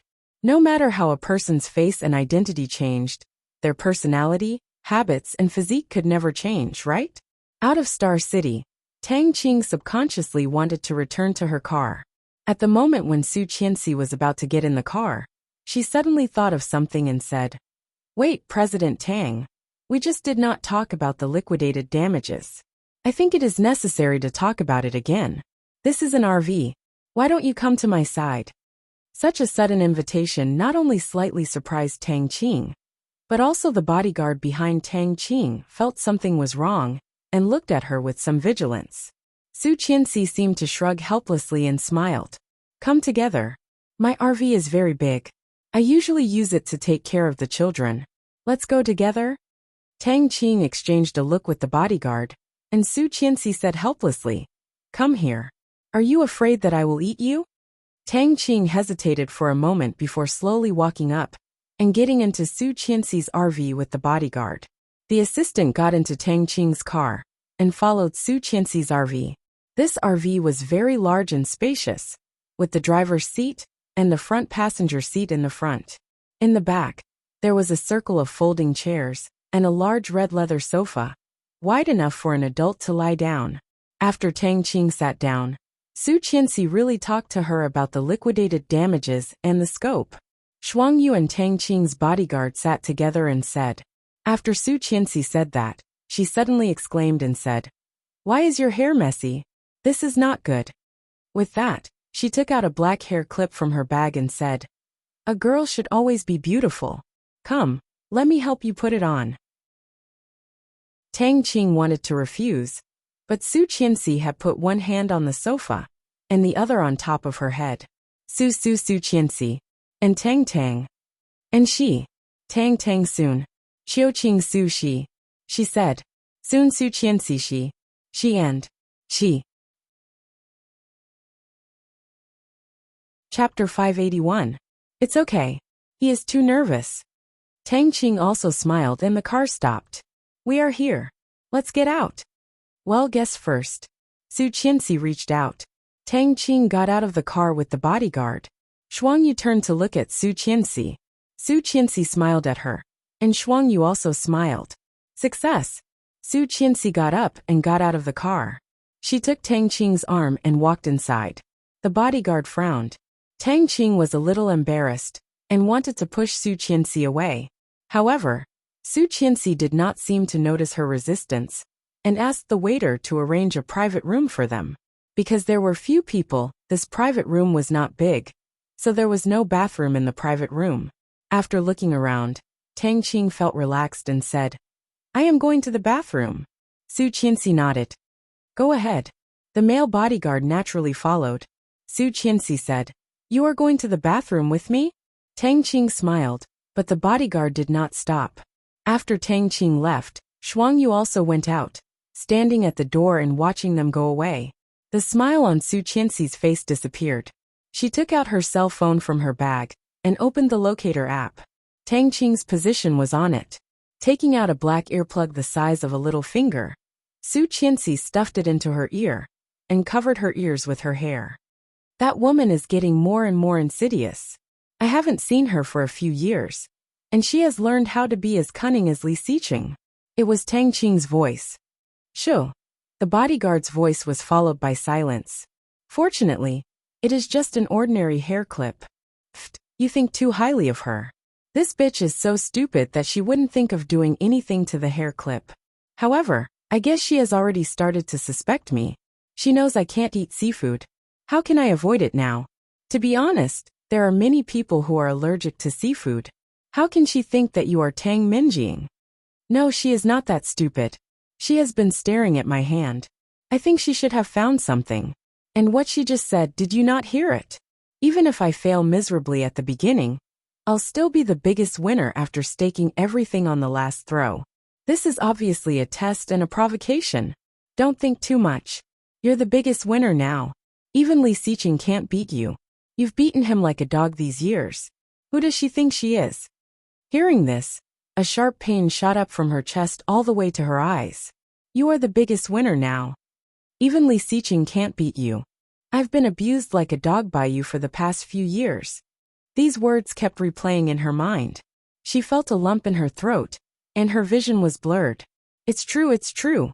Li Xiqing was still alive. He was still alive. Although she had always believed that he had never died, when she heard the exact news, she still couldn't help but feel shocked. He wasn't dead, but what happened to him? Where was he now? What had Tang Minjing done to him? What was his current state? She knew nothing.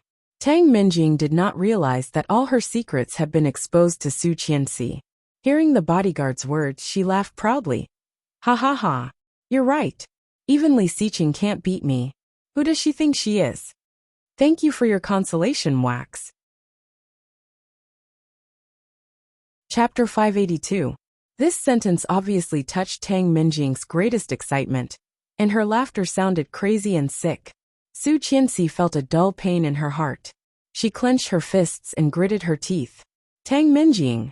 Tang Minjing would never have thought that the hairpin she gave her in the car was just a camouflage, and the real trick was under her black bag. She had secretly stuck a tracking device under it. Let's go back, or she will be more suspicious. If I did not need to use her to confuse those B***cheese, do you think I would be willing to cooperate with her? I am annoyed to see her. Tang Minjing's voice was bitter and disgusted. Soon Su Qianxi heard the sound of high heels. She was back. Wiping her tears, Su Qianxi pretended to pick up the phone and put it to her ear. Tang Minjing had returned to her original appearance. Seeing Su Qianxi, she smiled. Seeing Su Qianxi on the phone, she did not say anything. Su Qianxi frowned deeper and deeper, as if she had heard extremely bad news. Okay, I see. I will be right there. See you later. Tang Minjing heard Su Qianxi's words and was overjoyed, but she pretended to be regretful and said, President Su, what's the matter? Su Qianxi hung up the phone and nodded. There is something urgent. I am afraid I can't accompany President Tang to dinner, but I come to this restaurant often. You can tell the waiter to take my order later. I am sorry. It's okay. President Su, you are too polite. Tang Minjing keenly noticed that Su Qianxi's eyes were slightly red and asked, But what is the matter? Why are you in such a hurry? You do not seem to be in a good mood. Su Qianxi shook her head, picked up her bag and said, Nothing, just a private matter. In that case, I will go first. Okay. Su Qianxi adjusted her watch and walked toward the door. Shuang Yu and the male bodyguard behind her followed, and soon left the room together. Tang Minjing and the bodyguard both breathed a sigh of relief and said, It seems that she just wants to invite me to dinner, and has not suspected me. I knew it. How could this woman think so much with her brain? If she is Li Xiqing's brother, maybe it is a little more possible. No matter what, it's good that we haven't been exposed. We still need this layer of identity to cover up. Let's go. Let's go home and play with the puppy. Tang Minjing's voice was full of pride. When she said the word puppy, she even laughed in a sick way.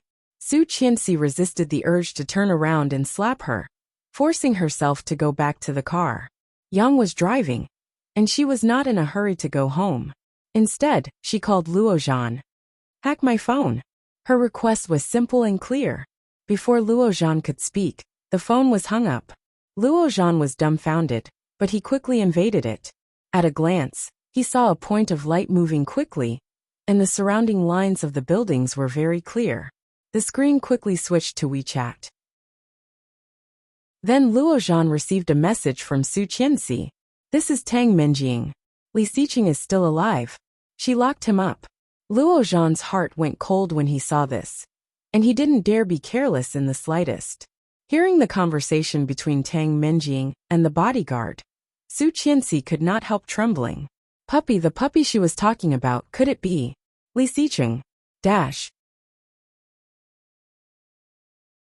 Chapter 583. How could it be? How could it be Li Xiqing was such a proud person? How could he be treated as such a creature? This was more painful than killing him. Su Qianxi sat on the sofa, covering her mouth. She couldn't help crying, and her vision was blurred. No, impossible. If this was the case, how could he accept it? How could he accept it? She knew him. She knew him too well. But at the same time, Tang Minjing, who was his childhood friend, also knew Li Xiqing very well. She knew what kind of method could make him suffer the most painful. Just imagining it, Su Qianxi felt that she could not bear it. She wanted to see him. She wanted to see him. Tears fell uncontrollably. Su Qianxi felt like there was a big hand holding her heart tightly, making it hard for her to breathe. The dark basement was a little damp. Vaguely, there was an indescribable dark atmosphere, seeping into the air and people's hearts. It was very dark, but in the basement where there was no sunlight all year round, it was impossible to tell whether it was day or night. She couldn't even see her fingers, and it was as dark as ink. In the darkness, there was a panting sound like a beast, rapid, crazy, and painful. Sharp high-heeled shoes tapped the ground, quickly forming a brisk rhythm, and she walked in. Tang Minjing was humming a tune, obviously in a very good mood. Jing Saw, the gatekeeper, saw her coming and automatically took out the key, opening an iron door, and then a wooden door. After that, she opened a door with an iron railing, and Tang Minjing was able to enter. Carrying a bag, Tang Minjing came in and turned on the light that had been turned off for a long time. The basement was separated by a solid iron cage, which was a space of less than 5 square meters. There was a toilet with toiletries in it. There was a simple plug-in electric water heater, a toilet, a mirror, a towel, a cup, a toothbrush, and a shaver. Just outside the toilet, there was a single bed. The bed was very clean and simple. There was only a pillow, a quilt, and a person. Other than that, there was nothing. A man was lying on top of it, curled up into a ball, hugging his knees. His body and head were covered in sweat, and his temples and neck were bulging with blue veins due to the pain. His entire body was red, and his face was pale from the pain. Due to not being exposed to the sun all year round, his originally healthy, wheat-colored skin had now become deathly pale. Her skin was so white that it was transparent, so white that it was translucent. One could clearly see the blood vessels beneath her skin. It was beautiful and delicate to the point of being ferocious. Li Xiqing hugged himself, gasping heavily and twitching. Seeing her coming in, he stretched his hand out of the iron cage and shouted incoherently, "Give me Tang." Tisk tisk. Tang Minjing took his hand and pulled him to her chest. "Here. If you want it, I can give you anything. Do you want it? Tell me yes or no." Tang Minjing looked at Tang Minjing. Li Xiqing's hand twitched, but when it touched her soft palm, he still pulled it back. "Give me medicine." "What did you say? I didn't hear you. Louder." Tang Minjing deliberately smiled and turned to Jing Saw. "Open the door. I will go in and serve him." Chapter 584. Tang Minjing went in through the open door and threw her bag on the ground. As soon as she entered the door, she rushed at Li Xiqing, lying on top of him, and said, "Do you want it? What do you want? Tell me, do you want me? Huh? Go away." The veins on Li Xiqing's face bulged. He roared and pushed her hard with both hands. Immediately, he kicked her chest and sent her into the corner. Tang Minjing screamed and soon fell to the ground. The bodyguard who accompanied her was shocked and immediately came up to help Tang Minjing up. However, at the same time, he was furious. He went up and lifted Li Xiqing's tall body, threw him out, and stomped on his stomach. Li Xiqing was spasming, holding the bodyguard's leg, unable to resist. The bodyguard squatted down and punched Li Xiqing's pale face, cursing, "Damn it! A drug addict is still so arrogant. I will let you be arrogant." Li Xiqing screamed, blood flowing from the corner of his mouth. He could only hold the bodyguard's hand and could do nothing else. "Stop!" Tang Minjing exclaimed. "If you kill him, who will do the work?" The bodyguard immediately stopped, lifted Li Xiqing up, and threw him to the corner. Li Xiqing fell to the ground and moaned. Su Qianxi heard the voice coming from the other side and burst into tears. Those voices were like sharp arrows, mercilessly piercing her heart, again and again endlessly. "Enough! Stop, stop!" Su Qianxi shrank in the corner of the bed, holding the quilt. "How could this happen? Don't do this. Call the police, yes, call the police." She now knew where Tang Minjing was. She could call the police to arrest her. She could catch her. Su Qianxi hurriedly found her cell phone. Holding the phone, she realized that her hands were shaking so badly that she could not control them at all. Fear, desperation, and anger. All the emotions were intertwined. At this moment, Su Qianxi suddenly felt at a loss. If she called the police, would Li Xiqing also go to jail for taking drugs? How could someone like Li Xiqing accept going to jail? That was even worse than killing him. But if he didn't call the police, didn't look for them, and let them abuse him? What to do, what to do? Su Qianxi's mind was blank. Staring at 110, Her fingers trembling, she did not press it in the end. Li Xiqing's face and body were stained with blood, and he looked miserable. Tang Minjing looked at him, sneered, and reached out to Jing Sa. Medicine. Jing Sa took out a small transparent bag from her pocket. There was a white crystal-like object in it. Tang Minjing glanced at it and said to the bodyguard, "Hold him down. I want to ask him to take his medicine." With a cruel smile, the bodyguard went forward, pressed Li Xiqing down, and opened his mouth with one hand. Tang Minjing opened the sealed bag and poured the liquid into his mouth. Chapter 585. Tang Minjing laughed triumphantly, her voice cruel and morbid. She said, "Li Xiqing, do you know what you look like now?" Li Xiqing did not care what she said at all, holding the transparent bag and pouring it into his mouth, eagerly swallowing, eager for more and more. After pouring everything in, he leaned against the wall with his eyes squinted, trembling with pleasure and comfort. Seeing Li Xiqing like this, Tang Minjing laughed even louder. Standing up, she looked down at him and said, "Now, you are like a dog, a dead dog that anyone can step on. Do you know who I went to see today? Your President Sue is amazing. She's a woman with 2 children, managing such a big company, and managing it so well. She hasn't been with a man for so many years. She's so great." Li Xiqing still did not open his eyes when he heard the words and sneered. Tang Minjing smiled, took out her cell phone, and clicked on a photo. In the photo, Su Qianxi was wearing a light green dress, looking clean and fresh. Standing with Shuangyu, she looked even more ladylike and noble. Li Xiqing saw this photo and did not react at all. "Hey, what's wrong now? You don't even want to look at your wife? That's okay. What about this one?" In the other photo, there were 2 little dolls, looking smart, especially the little girl, wearing a pink princess dress. Her facial features looked similar to Su Qianxi's. Puffing her cheeks, she was angrily talking to the little boy next to her, looking very cute. It was his daughter. His daughter. His and Su Qianxi's daughter was so beautiful. Li Xiqing's eyes softened slightly, but he quickly looked away. "Is it useful? You keep me here now. What's the difference between me and being dead?" No, there is still a difference. Our company still depends on you, Li Xiqing." Tang Minjing smiled and took out a stack of documents. "TL, Tang Group and Li Group. Have you forgotten our surnames?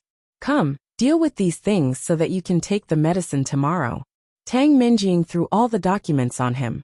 When she was about to leave, she suddenly remembered something and said, "Oh, by the way, I signed a contract with Su Qianxi today. The TL Group under your name and the LS Group under your name have officially cooperated. Are you very happy?" "Haha. Jing Sa, bring me the computer."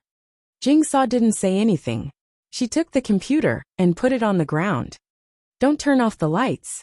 Bring it to me when he's done. Oh, and remember to put the computer away." "Yes, Miss Tang." Tang Minjing glanced at him coldly, picked up the bag on the ground, and left with the bodyguard. Jing Sa stayed inside, watched them leave, and locked the door from the inside. "Mr. Li, be good. Don't make it difficult for me." Jing Sa's voice was not low, and Tang Minjing could hear it clearly. He smiled coldly and said to the bodyguard behind him, "Tell the finance department to increase Jing Sa's salary by 1/3. "Yes." Hearing Tang Minjing's footsteps going away, Li Xiqing scratched his throat and looked like he was about to throw up. "What did you make this time? It tastes awful." Although he was disgusted, his voice was very low. Chapter 586. Li Xiqing looked like he was in pain, and his voice was very low. "Improve the taste next time. Jing Sa." Li Xiqing flipped through the stack of documents brought by Tang Minjing and read them line by line. Soon his eyes fell on a document. LS Architectural Design Requirements and Needs. When Li Xiqing saw the words on it, his eyes suddenly lit up. Jing Sa had been with him here for more than 3 years. How could this little change in Li Xiqing be hidden from her eyes? What's wrong? Jing Sa leaned over and glanced at the document. Li Xiqing's lips curled up slightly. It was very light, but it clearly showed his good mood. There was a faint pain in the corner of his mouth. Li Xiqing reached out and wiped the blood off. His eyes became cold, glanced at Jing Saw, and said in a deep voice, "Do you want to go back to the police station?" "Of course." Jing Saw rolled her eyes at him. "Don't you want to go back to see your wife and children? These days, I may have to go out a little longer. You have to keep an eye on me." "What are you going to do?" Jing Saw was anxious, and her voice was very low. "Do you know that you have been going out these days? It scared me. As I said before, we can go out in half a year at most." Li Xiqing's voice was very low, and he did not look up from the document. He slowly turned a page. "When was that?" "Half a month ago. That is 5.5 months, but now with my wife's help, we can all go out in 2 months at most." 2 months. Maybe they could make it home in time for the 2 little guys' birthdays. Thinking of this, Li Xiqing's eyes were slightly soft. Jing Saw's eyes lit up overjoyed.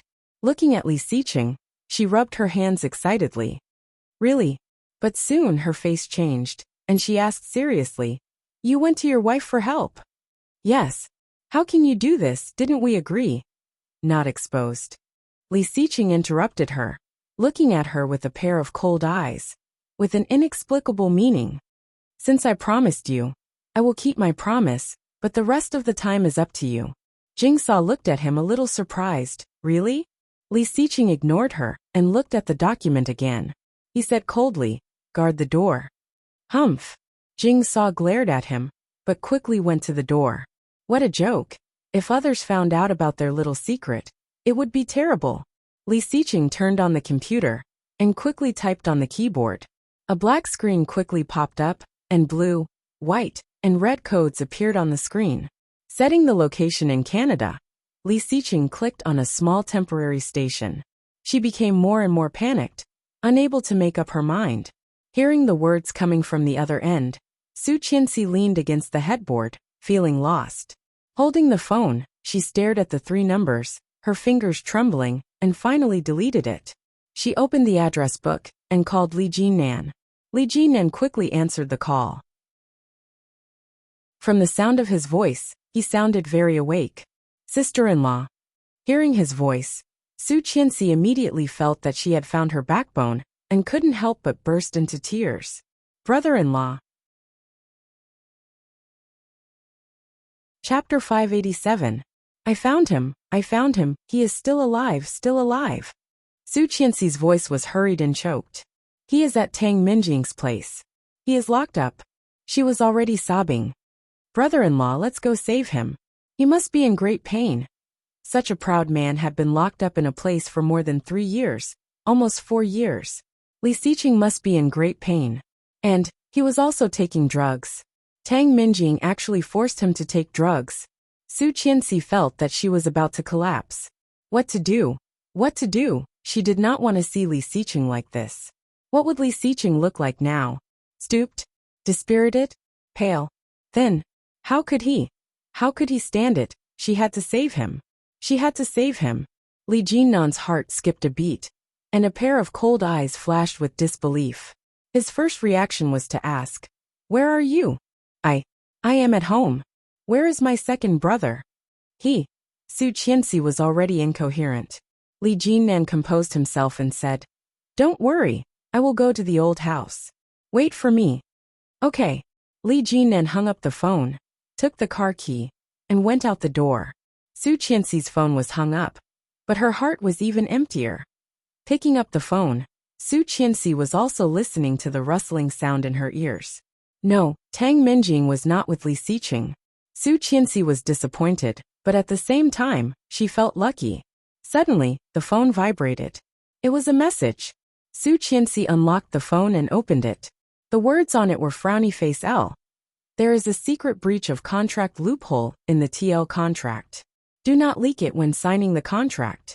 Su Qianxi looked at the message and was slightly dazed. How did he know about her cooperation with TL? He seemed to know her and the Li family very well, and his vision for the market was also very unique. What was even more amazing was that his vision was almost the same as Li Xiqing's. Who exactly was this fellow? Su Qianxi stared at it for a long while and replied, "Who are you?" Not surprisingly, there was no reply. Like a stone thrown into the sea, not even the slightest ripple appeared. Holding the phone for a long time, She wanted to put it down and received another reply. I will not harm you. Yes, he wouldn't harm her. But who could it be? It had always been this grayish-white avatar. The community, blogs, and information were all blank.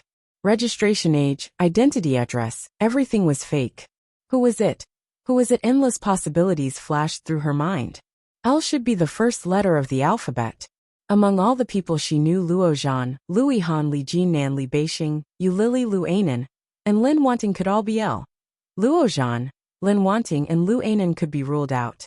If Li Jinnan or Li Beixing had any ideas, they could have told them in person. Louis Han?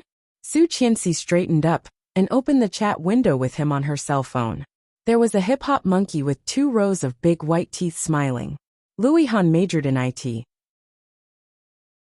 When he was in high school, he was already the prince of hackers. It should not be a problem for him to change his address. In addition, for so many years, he had been treating her well. Could it be? Chapter 588.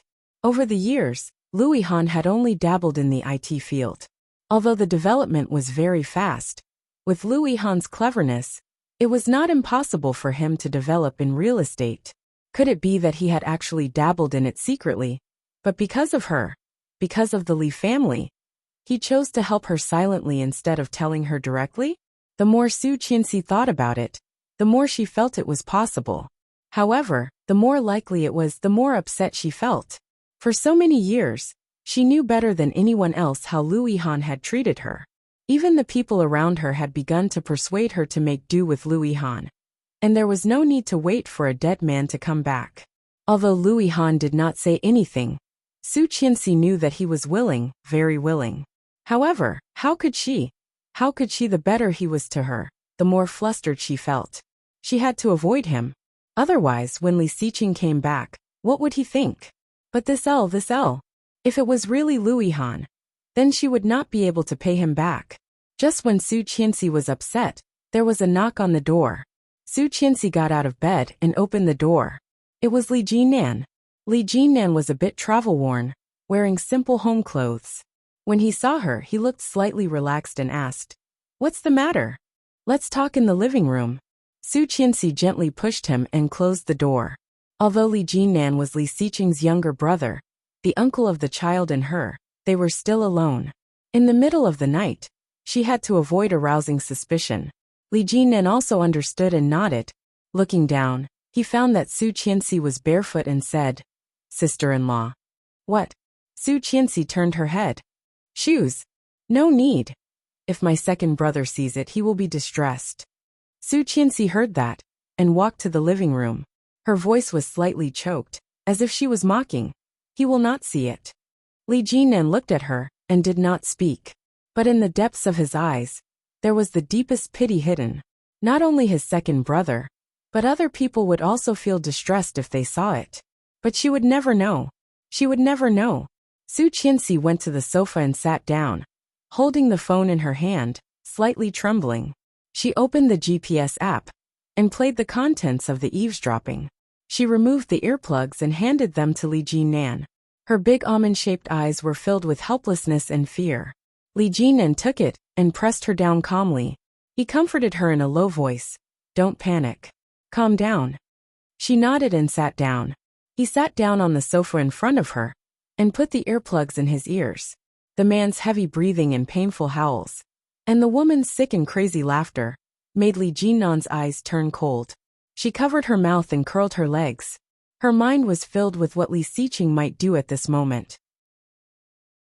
The tall and straight figure in her memory overlapped with the Junko addiction in her memory. She couldn't imagine it. She couldn't imagine it. After Li Jinnan finished listening, it was already half an hour later. Seeing him take off the earplugs, Su Qianxi couldn't wait. She put her hands on the coffee table and looked at him. He is suffering. Tang Minjing is abusing him. Uncle, let's go find him and save him, okay? Li Jinnan looked at her and was silent for a moment. He asked, "In addition to this, what other evidence do you have? Did everyone chop their hands today?" Chapter 589. Su Qianxi was dazed and looked at him incredulously. Her voice was slightly hoarse. Isn't this evidence enough? She is calling his name, she is calling Li Xiqing. That person is him, Li Xiqing.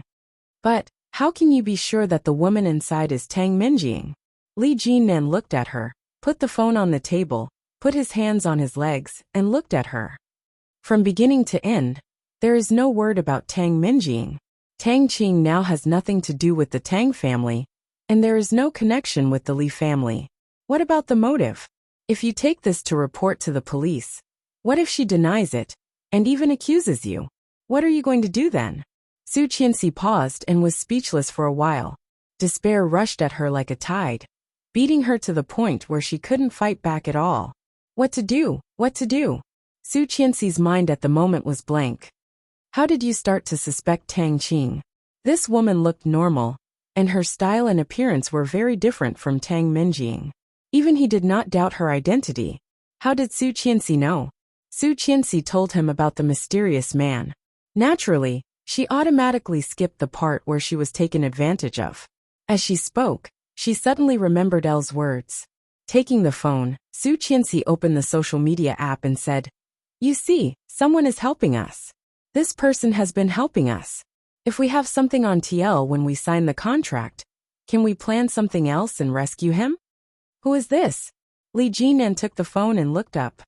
"The enthusiastic netizen you mentioned before, is this Elle?" Su Qianxi nodded quickly. "It is this person.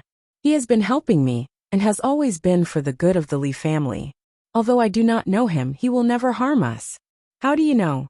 "I have been talking to him for 4 years. Hearing Su Qianxi's words, Li Jinan felt a bit absurd. He curled his lips coldly and said without looking up, "What if the trap he set for 4 years is to lure you into it?" "Impossible." Su Qianxi denied this possibility without thinking. "He will not." Li Jinan paused for a moment and looked up at her. "Why? Why?" "Because that person was probably Louis Han. Anyone in the world could hurt her, but not Louis Han. Absolutely not." But facing Li Jinnan's gaze, she could not say that it was likely to be Louis Han. He shook his head slowly and said, "There is no why. This is my trust in him." Seeing Li Jinnan's suspicious look, she added, "You have to know that a woman's intuition has always been very accurate." As he spoke, Li Jinnan had already scrolled to the top of the chat log. Su Qianxi had used her phone for a long time, so she kept a lot of records. The more Li Jinnan looked at the man, the more he found his tone familiar. His eyes darkened slightly. He opened Elle's account and copied it to himself. Then he deleted the record and tossed the phone back. "Let's wait and see. I'll sign the contract with TL." Chapter 590. Then, Su Qianxi seemed to think of something and stared at him. Her eyes were wet, and she said in a trembling voice, "Do you think I am lying to you, uncle?" "Sister-in-law, calm down." Li Jinan did not panic at all in the face of her questioning. Just after Su Qianxi finished the story, he already had a guess in his mind. However, this guess was just a guess, and Li Jinan needed to verify it. At this moment, facing Su Qianxi's attitude, Li Jinan looked as usual and whispered to her, "I believe in my brother." "Sister-in-law, now there is a most direct way, that is to expose the true face of Tang Qing." Su Qianxi sat down, holding her head, and found it difficult to accept. She knew where he was, and she knew that he was suffering. But why couldn't she find him back? Why couldn't they do anything about it? Tang Minjing has been pretending to be Tang Qing for so long. It is not easy to reveal her true identity to the world. Li Jinan looked at her, and his eyes were even more bottomless. Faintly, there was a shadow of Li Xiqing in them. He was very calm and said, "My brother has been trapped for so long.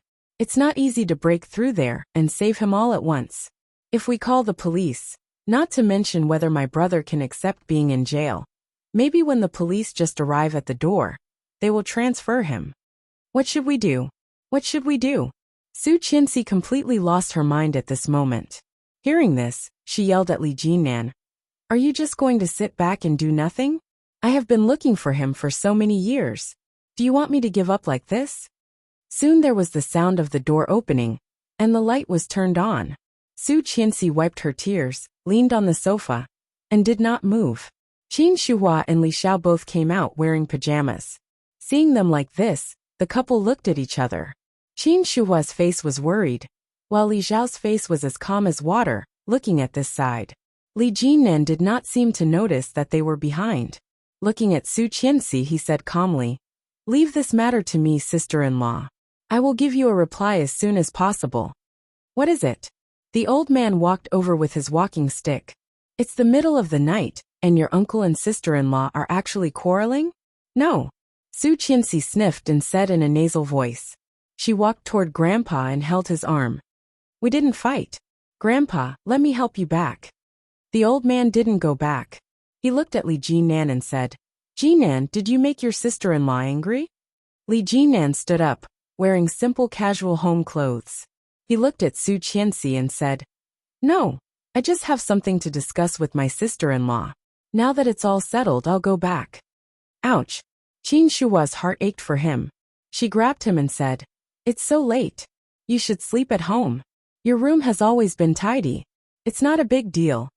"No, I still have something to deal with. Mom, go to bed early." Li Jinan patted Qin Shuhua's hand comfortingly. He glanced at Su Qianxi before turning and walking out the door. Chapter 591.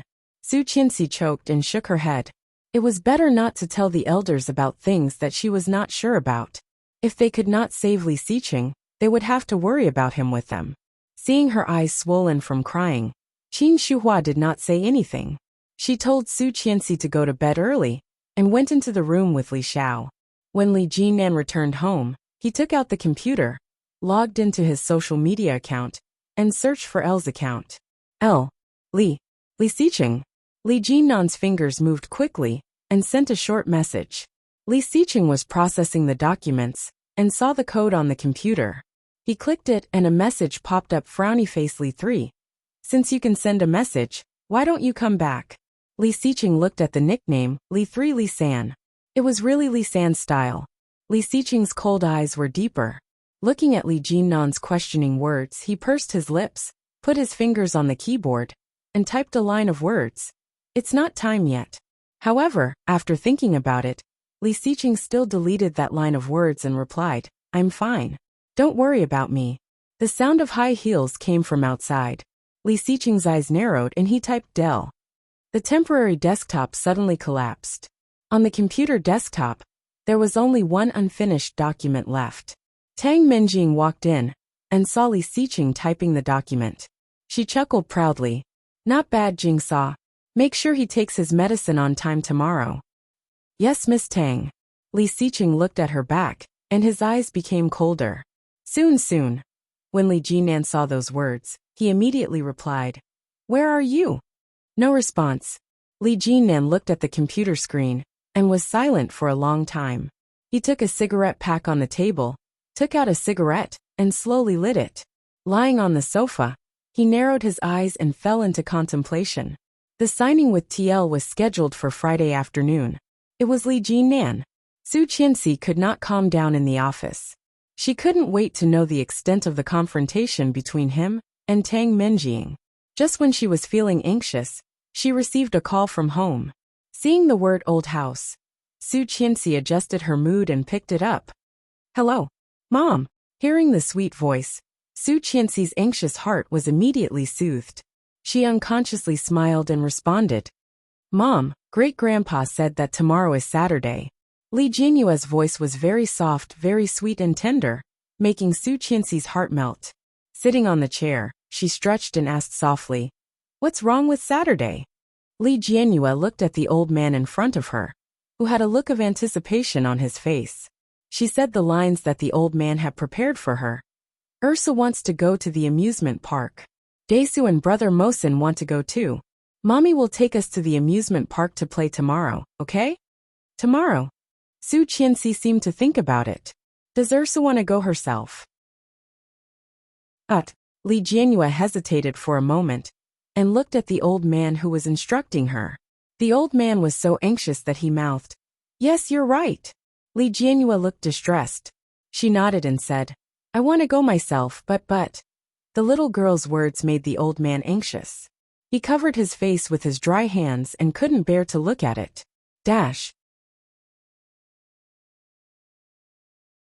Chapter 592.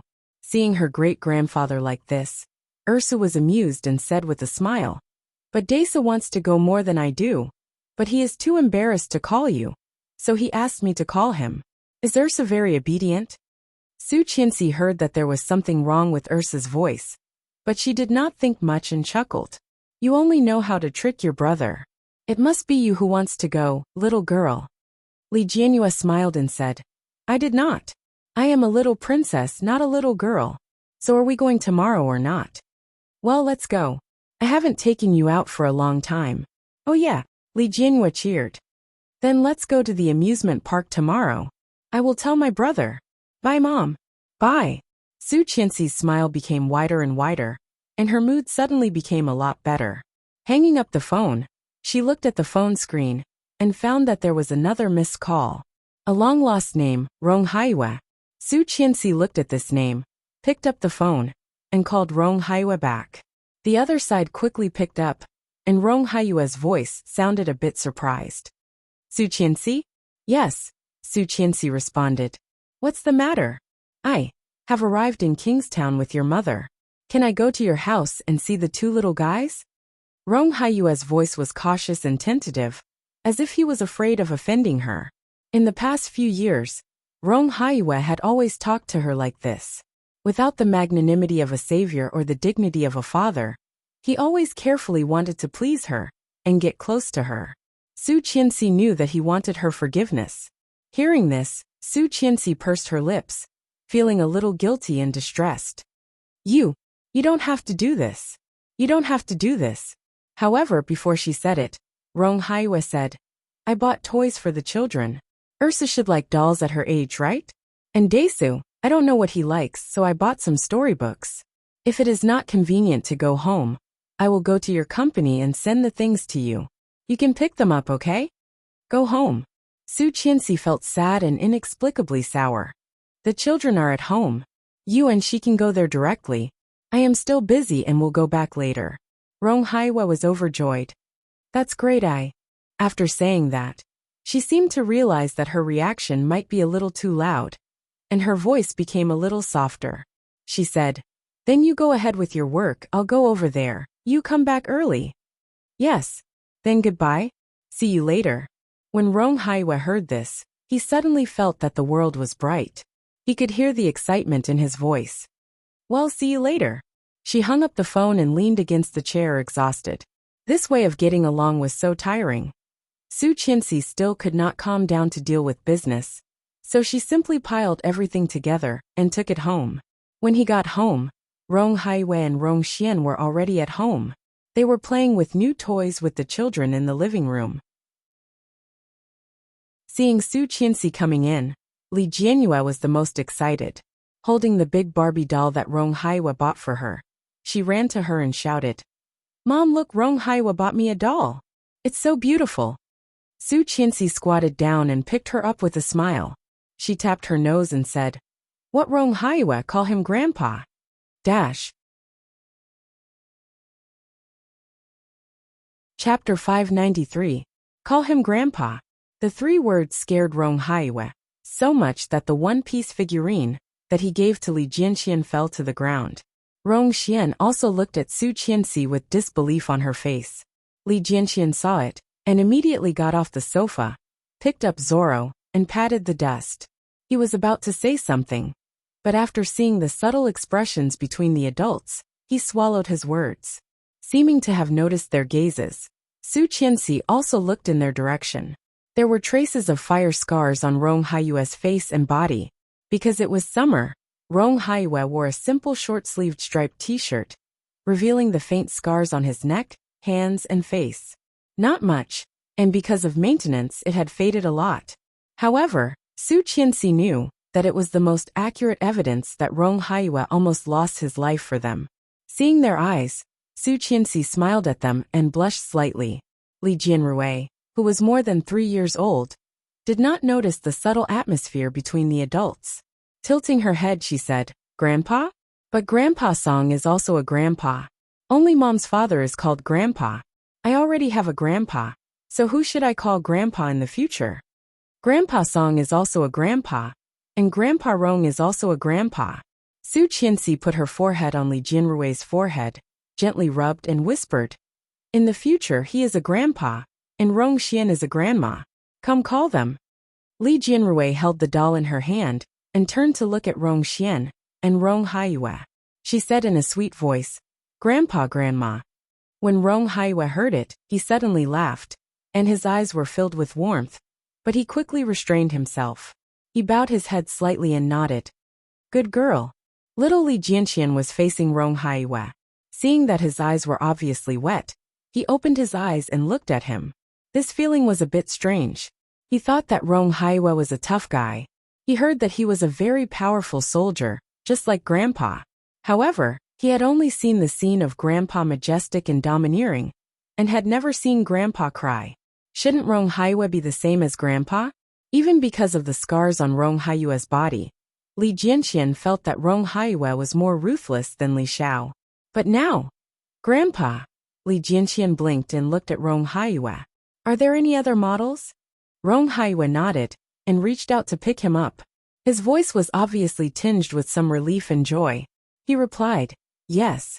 Li Jianxian never liked to be hugged, but it was obvious that he was happy. Forget it, for the sake of the figurine, he had to endure the humiliation. Su Qianxi, Rong Xian was not as tolerant as Rong Haiyue. Her tears fell, but there was a big smile on her face. Li Jianyue's eyes were full of surprise. "Hey, Grandma is crying." "Why?" Rong Xian wiped her tears and shook her head. "I'm happy. I didn't cry. Come, let me hug you." She stood up and reached out to Li Jianyue. Li Jianyue grabbed the doll and stuck her body to Rong Xian. She said, "Grandma, the doll hasn't worn panties yet. I have to let her wear panties. Can you find me panties?" "Okay, come on, Ursa, look inside and see which one looks like a pair of underpants." Li Mosen stood at the edge of the corridor in the living room and watched from afar. His eyes were full of envy. Chapter 594. He also wanted to have a mother, grandparents, little uncles and big uncles who loved him so dearly. However, he was not expected by the world since he was born. His biological mother, just before he was 1 month old, wanted to throw him to death. This incident was spread as a joke in the orphanage, and he was laughed at by all the children. He was a monster, because he looked like a foreigner, so his biological mother wanted to throw him to death. Thinking of this, little Mosen had an inferiority complex in his heart, and the uncontrollable sadness made him at a loss. Biting his lip, Li Mosen looked over there, let go of the hand on the wall, and turned around. "Mosen!" Su Qianxi's voice. Li Mosen was about to leave, and looked over with some surprise. Su Qianxi's delicate face showed a gentle smile, and she was waving at him. Li Mosen ran over excitedly and shouted, "Auntie! Why did you come out so late?" Rong Xian rebuked, and took another gift box from the side. "This is for you. Open it and see if you like it." Li Mosen felt even more surprised and looked at Rong Xian incredulously. His little heart was pounding. "Really, this is for me?" Rong Xian nodded with a smile and reached out to rub his little head. "You've grown so big. How old are you?" Li Mosen looked at her, and there was a ruddy luster on his snow-white and smooth face. He said, 4.5 years old. Li Mosen was a little nervous, but more than that, there was a kind of emotion that he still couldn't understand. His heart was slightly sour, the tip of his nose was slightly astringent, and his eyes were a little hot. But Li Mosen's heart was happy. Very happy, very happy. "I'm just a little older than them." Su Qianxi pulled Li Mosen over and held him at her feet. She whispered, "Thank Grandma." Li Mosen held the box and looked up at Su Qianxi. The woman on top of his head was really smiling at him. So gentle, just like his mother's smile in his dream. Li Mosen felt like crying, but at this time, if he cried out, it would be too shameful. Holding back his tears, Li Mosen asked in a choked voice, "Should I call her Grandma too?" "But, hey, Brother Mosen is crying." Li Jianyue held the doll in her arms. Her round eyes widened as if she had discovered a new continent. "Is Brother Mosen crying?" Li Mosin immediately pulled a long face and said, I didn't. But I clearly heard you cry. Are you crying because you don't want to call me grandma? Humph, too bad. I didn't. Li Mosin deliberately put on a straight face. But soon, a pair of blue eyes grew, looked at Rong Xian and said, Thank you, grandma. Be good. Rong Xian stroked his dark brown curly hair and pinched his face. You're so good looking, just like a doll. Grandma, I'm pretty. Li Jianhua was unhappy. She rubbed herself in Rong Xian's arms, pouted and said coquettishly, I'm prettier than Brother Mosin. The teachers in the kindergarten all say that I'm the prettiest little princess. Right, brother? Li Jianxian was playing with Luffy's hand and didn't hear what his sister was saying. Li Jianhua kicked his hand unhappily and asked, Do I look good? Yes. Li Jianxian didn't look up and said directly, Ursu is the prettiest. Dash. Chapter 595. Perfunctory. Obviously perfunctory. The adults all laughed when they heard it, but Li Jianhua still didn't understand what was wrong. Seeing the adults laughing, she was a little proud. Brother Mosin, am I the most beautiful? Yes, Ursu is the most beautiful. Li Mosin looked serious, and a pair of blue eyes looked at Li Jianhua's pink little face, shining with a strange brilliance. Li Jianhua was even happier, proudly raised her chin and snorted, and then looked at the box in Li Mosin's hand with her eyes shining. Don't you want to see what Grandma gave you? Look. Li Mosin looked at her expectant eyes, and pretended to be serious with a straight face.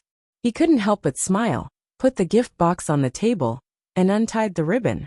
Li Jianhua stretched her neck and looked over, and saw the dark metal luster at a glance. She blinked and asked, What is this?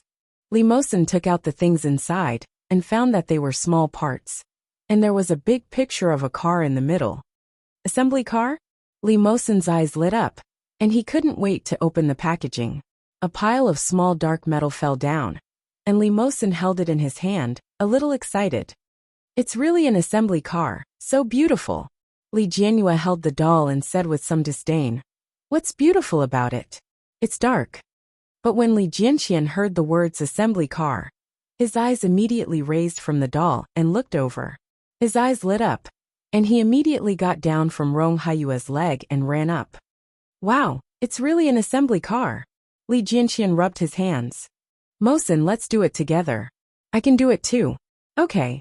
Li Mosin carefully put the parts back, and his face couldn't hide the joy.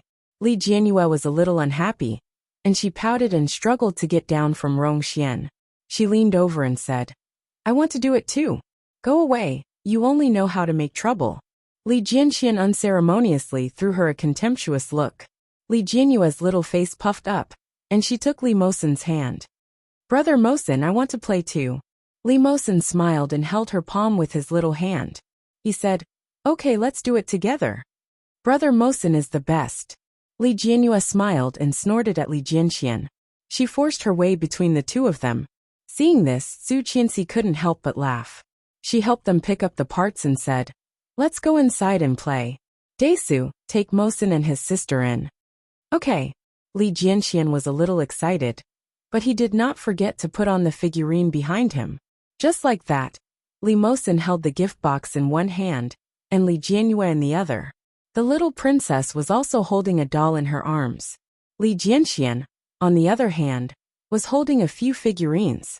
He followed them calmly, but his pace could not hide his excitement. Watching the children jumping in, she sat at the coffee table, pressed the button to boil the water, and replaced the tea leaves. She then brewed some pu'er tea that she had recently gotten. His movements were slow and smooth, elegant and skillful.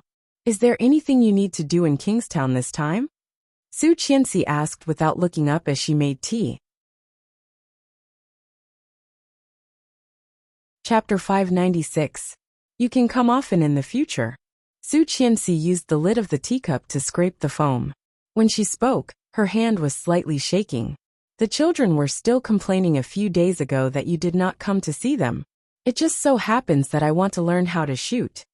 Then she looked up at Rong Haiyue. Can you teach me? Of course. Rong Haiyue agreed without thinking, a little excited. Rong Xian looked at Su Qianxi, a little dazed. After 4 years, her daughter had undoubtedly grown a lot. Her cheeks, which used to be soft and round, had now lost some of their childishness, replaced by a bit of maturity and competence. Even the way she spoke and did things were impeccable. Does this mean that she accepts them? Rong Xian cried with joy, but no one said it clearly. After drinking tea and eating some snacks, Su Qianxi took an air gun and handed it to Rong Haiyue. In the vast backyard, there were rattan targets left by Li Jinnan, which had not been cleared. This air gun was also Li Jinnan's. After Su Qianxi drove the children away, she practiced with Rong Haiyue. The air gun was much lighter than a pistol and had an automatic loading function. Su Qianxi and Rong Haiyue were learning how to aim today. Rong Haiyue's marksmanship was also very famous in the army. Almost every shot was around the bull's eye, and the deviation was not big. And Su Qianxi's accuracy made Rong Haiyue laugh. With your accuracy, fortunately, there is no one behind. Otherwise, there will be an accident. It's just an air gun, not a pistol. Su Qianxi did not care much, holding the gun and aiming at the rattan targets. Li Jianxian and Li Mosin had already installed the small car. Li Jianyue was in the room, holding the doll in her left hand, and holding the car in her right hand, playing with it. The 2 little boys were squatting at the door of the backyard, looking over here. The eyes of the 2 little babies were shining. The boys' love for machinery, cars, and all kinds of cold weapons was regardless of age. The 2 little things looked at the gun in Su Qianxi's hand from a distance, their eyes full of desire. Rong Haiyue had already discovered the 2 little things. He took the gun from Su Qianxi's hand and said, "Although the air gun is not as lethal as a pistol, this thing can also cause great damage. In the past, many hunters liked to use this kind of gun to hunt some large animals, such as wild boars and bison. If it hit a person's vital point, it could also kill them." With that, Rong Haiyue looked in the direction of the 2 little guys and warned them with a serious face. "Especially children, don't touch this kind of thing. It's too dangerous." Su Qianxi then noticed that the 2 little guys were squatting there and peeking. With a smile on their lips, they glared at them. "Got it, Grandpa." Li Jianxian stood up and asked, "But what is the vital point?" The vital parts are the most important parts of a person's body, which are also the most vulnerable parts, such as the neck, brain, and heart. If they are hit by an air gun, they will die. Rong Haiyue put the gun away and went forward to drive the 2 children away. "Don't do it here. Your mother's aim is too bad. If she misses and hurts the innocent, it will not be good." Li Jianxian laughed rudely. Su Qianxi blushed and stomped her feet. How can she be so good that she can shoot at a 90 degrees angle? Li Mosin heard it, but his heart was slightly shocked, and his little heart had a greedy feeling. Chapter 597. The cooperation between TL and LS, under TL's publicity, became well known. The fact that Li Jinnan personally signed the contract also caused a sensation in the industry. Tang Qing, followed by the bodyguard, handed over the signed contract document that had been prepared a long time ago. Li Jinnan took it and looked at it carefully. In his mind, L's line of text was always reminding him, "There is a secret breach of contract loophole in the TL contract. Do not leak it when signing the contract."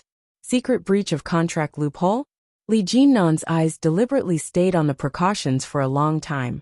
Tang Qing stared at his eyes closely, for fear of missing any expression of his. In the end, Li Jinnan's eyes only glanced at the breach of contract. A few lines of text turned in his mind, and Li Jinnan suddenly realized. It turned out to be like this. Sure enough, it was full of Li Xiqing's style, cunning and insidious. Li Jinnan was now basically sure that L was Li Xiqing, and the person who drafted this document must be Li Xiqing. Although his heart was in turmoil, Li Jinnan's face was still calm. In the entire document, only the breach of contract stayed the shortest. Li Jinnan took out his marker pen, quickly signed, stamped it with the seal of the Li Group, and exchanged it with Tang Qing. Tang Qing also handed over the signed document. After exchanging, the 2 companies officially announced that they had reached a cooperation. Li Jinan and Tang Qing finally shook hands gently and nodded at each other. Just as the two were about to walk away, Li Jinan's phone rang. Tang Qing's eyes were always on him. She saw Li Jinan's face change slightly. In an instant, there was an indescribable joy on his face. He couldn't believe it and said, "You found Tang Minjing?" Tang Qing heard the words and suddenly retracted her hand. The bodyguard behind her was also shocked. He turned sideways vigilantly and walked in front of Tang Qing. However, Li Jinan did not look at Tang Qing at all. He said with a sullen face, "Be sure to find her. Whether she is in Yunnan or in Myanmar, you must catch her." Yunnan? Myanmar? Tang Qing and the bodyguard exchanged a look, and the two suddenly felt relieved. It seemed that they had mistaken her for someone else. Li Jinan gave a few more reminders before hanging up. Turning his head, he apologized to Tang Qing. "Sorry, I still have something to do. I have to go." "Yes, President Li, please." Li Jinan took a step forward and quickly walked out. Tang Minjing sneered and walked out slowly with her cat-like steps. Back home, Tang Minjing immediately went to the basement. When Jingsaw saw her coming, she took the initiative to open the door. Layer after layer, it was comparable to an iron wall. Moreover, in front of the only exit, there were 4 surveillance cameras installed.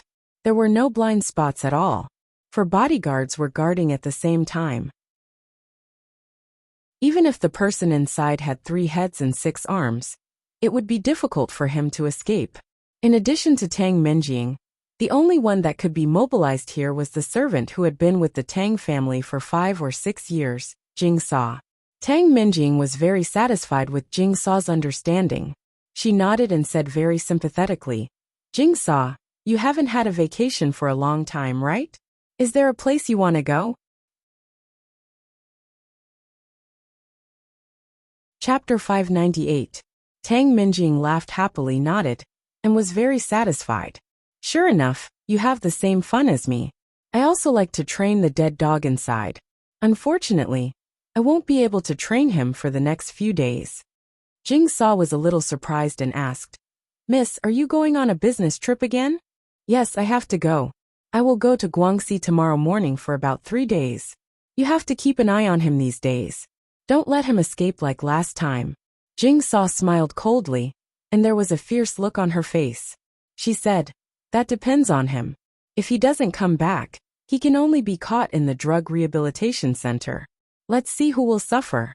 Tang Minjing simply loved Jingsaw's expression. She smiled proudly and walked in.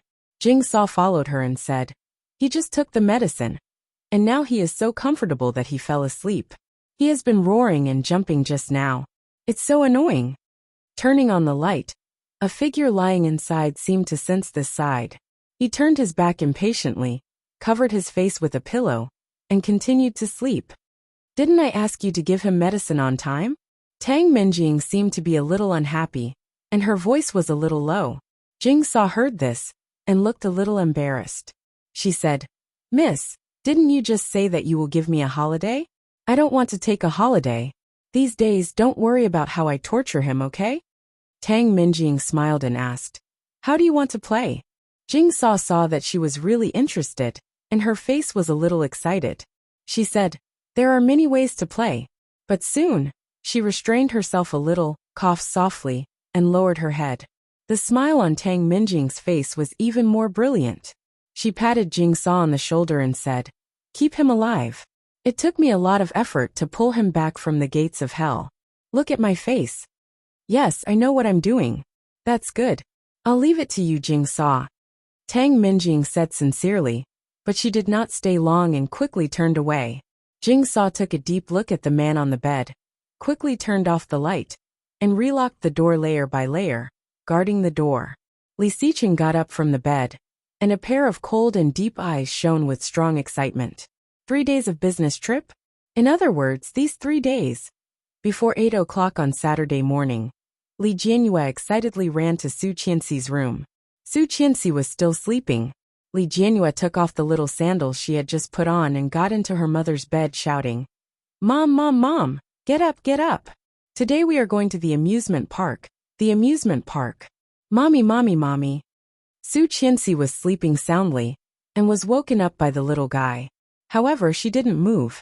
Just when Li Jianyue climbed onto her body, she suddenly stood up and grabbed her little shoulders. She shouted, "I caught it!" "Ah!" Li Jianyue screamed, but at the same time, there was a melodious and lively laughter. "Mommy monster, don't catch me. Help brother, save me." Su Qianxi held her in her arms and looked fierce. "I want to eat you, and your brother will not come to save you." "Oh, I was eaten." Li Jianyue tilted her head and fell softly, but she quickly raised her head again. She said seriously with a pink face, "Mom, you are too childish.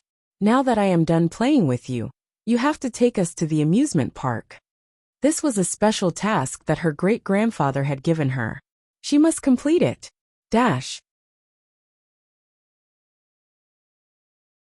Chapter 599. Su Qianxi lay on the bed lazily and did not want to move. She said, "Let Mom sleep again. Mom is sleepy." Li Jianyue blinked and lay directly on top of her. She pressed her fluffy little head against her chest and said, "Then let's sleep for a while more." Su Qianxi smiled, touched Li Jianyue's little head, and closed her eyes again. But less than 2 minutes later, the little girl shouted, "Mom, we're almost there. You can get up." "Not yet. Just a little more." "No, Mom doesn't keep her words. You can't do this." Li Jianyue reached out and grabbed her clothes, trying to pull her up, but Su Qianxi was lying motionless. The little girl's face was red. She sat on Su Qianxi's belly, puffed up her little face, and directly inserted 2 index fingers into Su Qianxi's nostrils. She said, "Get up, get up." Su Qianxi laughed. After grabbing her hand, she turned her over and slapped her little butt. "You're asking for a beating." "Ah, Mom is hitting me. Help brother, help me." Li Jianxian looked in from the outside, blinked and asked, "Mom, are you done?" "Yes, I'm done." Su Qianxi yawned, pushed Li Jianyue, and took a wet tissue from the bedside to wipe her hands. "Mom is going to brush my teeth and wash my face. Have you had breakfast?" "Yes." Li Jianyue looked proud. "Just waiting for Mom. Mom is a big lazy bug." Su Qianxi pinched her nose, got out of bed and walked into the bathroom. In the bathroom, on the sink, the things that Li Xiqing had used were still there. Because they had not been used for a long time, they looked a little pale. Su Qianxi glanced at them, took her cup, and said to the toiletries, "Good morning, Mr. Li." After washing, she opened the door and found that the room had been a mess. Li Jianxian covered his head with the quilt and stood on the bed, looking down at Li Jianyue, who was kneeling below. "Do you know your mistake?" Li Jianyue looked like she was about to cry. She whimpered, "I know I was wrong. Your Majesty, please forgive me. I won't dare to do it again." Li Mosen stood on the side, with his hands folded and his head slightly lowered. Su Qianxi could see at a glance that he was playing a little eunuch. Seeing Su Qianxi coming out, Li Jianxian immediately put the quilt down, sat on the bed and said, "My sister forced me to do this." "No, it was my brother who said he wanted to be the emperor." "No, my brother said he wanted to be the emperor." Su Qianxi said, "Su I Qianxi." The 3 little guys immediately ran away. Li Jianxian's shoes were still under the bed. Su Qianxi felt a little helpless and shouted, "Desu shoes!" Li Jianxian immediately opened the door and ran in. He picked up his shoes and ran away. But when he ran to the door, he seemed to remember something and said, "We're the same clothes as us." Not Su Qianxi smiled, "I Li and Su Li." Li Su, and in Li to go, Xiao Xiao Li Su Su he Li tying her hair into a bun. She picked out a pair of white flats and walked out of the room.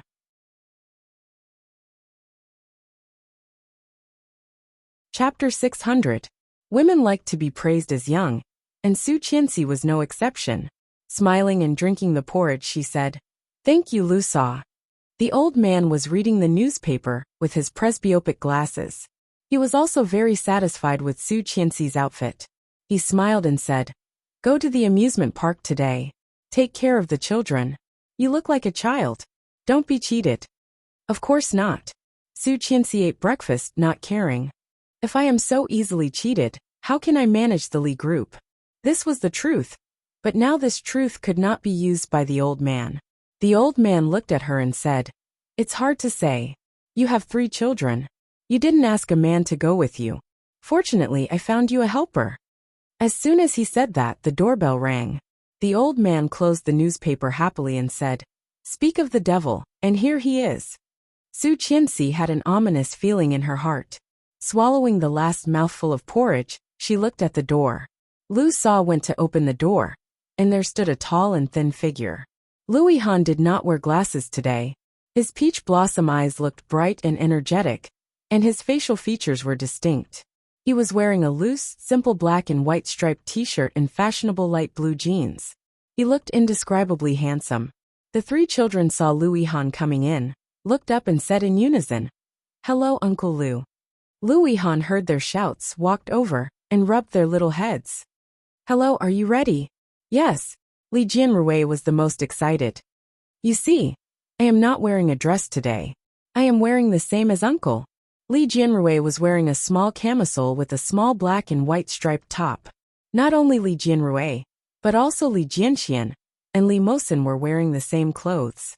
Su Qianxi glanced at her own clothes and felt it was particularly dazzling. What she was wearing was similar to Louis Han's. She was the one who bought the parent-child outfit, and the 3 little guys were wearing the same clothes. With Louis Han's outfit, it was like a family of 5. Su Qianxi suddenly felt embarrassed and looked at Grandpa. The old man very cleverly covered his face with the newspaper and even clicked his tongue in wonder. "Sigh, the morals of the world are getting worse by the day. There are actually people who rob and kill on the streets. It's too scary. Little Lu, I'll leave Qianqian and the children to you today. You must protect them well." "Okay." Louis Han squatted down and picked Li Jianrui up. "I will complete the task with honor." Su Qianxi felt uncomfortable. She should have thought of it. The amusement park turned out to be Captain Li's idea. Holding her forehead, she did not know how to face Louis Han. She said, "I suddenly remembered that I have something else to do today. Should we go another day?" "Is Mom still busy?" Li Jianrui widened her eyes and pouted. But I really want to go to the amusement park. Mom, can you take me there?" "Qianqian, we've been waiting for you for so long. How long has it been since you went out with the kids? You just work all day and spend more time with the child." Captain Li covered his face with the newspaper, not daring to look at Su Qianxi. "Grandpa." Su Qianxi was a little angry. Although she knew that Grandpa was doing it for her own good, she couldn't help but feel a little disgusted.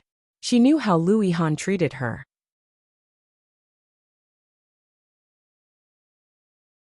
Chapter 601. Grandpa had set a trap for her and was waiting for her to fall into it. Didn't he know that she would feel awkward and guilty? Captain Li pretended not to hear and said to Li Jianxian, "You must not run around. You must listen to Mom and take good care of your sister. Do you understand?" Li Jianxian nodded and nodded again. "I know, Great-Grandpa. I will take good care of my sister." "Me too." Li Mosen did not want to fall behind, and Li Jianrui was in Louis Han's arms. She directly put her arms around Louis Han's neck, looked at Su Qianxi and said, "Mom, are you still not full?" He looked at her and smiled. "Let's go." She did not want to go, did not want to go, did not want to go. However, when he saw Li Jianrui's expectant expression, he couldn't bear to disappoint her. Li Jianxian trotted to the dining room, pulled Su Qianxi's hand and said, "Mom, let's go." Su Qianxi was pulled up by Li Jianxian and walked out. Shuangyu followed them silently, holding Li Mosen's hand. Soon they got on the RV together. Today was the weekend, so Yang's driver didn't have to work. Louis Han consciously sat in the driver's seat, and Su Qianxi and Shuangyu went to the back with the 3 little guys. The 3 little guys sat on the sofa, one on the left and one on the right, with an iPad in the middle. Li Jianrui squatted in the middle and stared at them playing games. Su Qianxi leaned back on the sofa, feeling a bit distressed. The swan necklace on her neck was shining brightly. She reached out and grasped it. She couldn't help but think of what he looked like that day. His heart ached. However, there was nothing she could do. Looking at the roof of the car for a long while, she picked up her phone and called Li Jinnan. Li Jinnan was working overtime at the moment. Seeing that it was Su Qianxi, he immediately answered. "Uncle." "Yes." How did you handle that matter? Li Jinan was silent for a moment and said, I'm planning and preparing.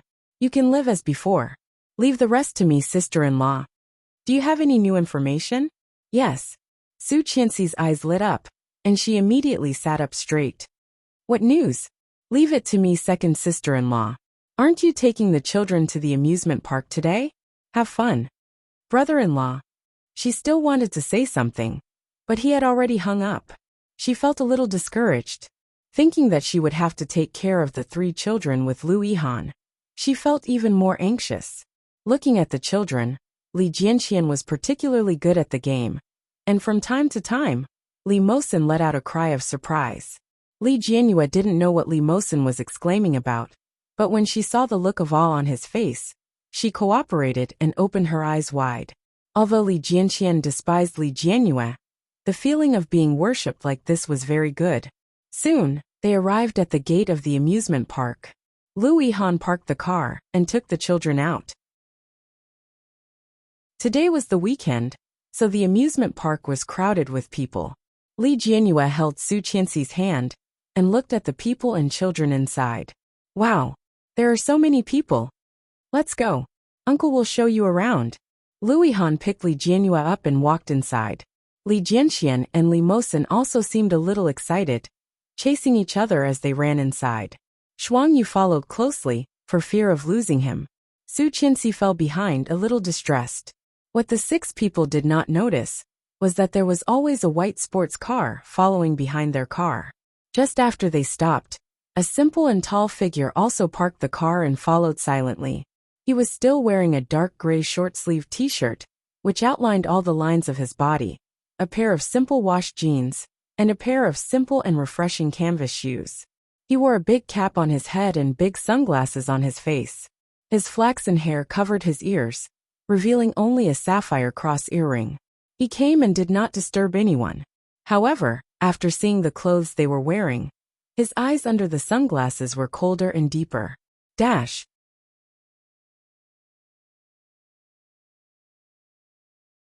Chapter 602. Was this a parent-child outfit? Li Xiqing put his hands in his trouser pockets and slowly followed. Li Jianyue was held by Lu Yihan. On her pink little face, her little mouth opened into a big smile, and her round dark eyes looked around. A clown uncle was buying cotton candy, surrounded by many children and parents. Li Jianyue saw the colorful cotton candy and the balloons floating in the wind. Her eyes lit up and she shouted in a sweet voice, I want Uncle Lu, I want cotton candy and balloons. Li Jianxian and Li Mosin asked Shuang Yu to buy a stick of candied hawthorn for each of them, and walked inside while eating. Lu Yihan lined up to buy cotton candy and balloons for the little girl. Li Jianyue held the balloons in one hand and the cotton candy in the other, licking her face and giggling. From time to time, Su Qianxi took out a wet tissue to wipe her face. Lu Yihan smiled and looked at Su Qianxi's gentle movements, and his eyes flashed with satisfaction. Su Qianxi did not notice Lu Yihan's flashing eyes and said, It's all over your body. Look at yourself, is it sticky? Li Jianyue handed the stick to Su Qianxi and shook her head. It's not sticky.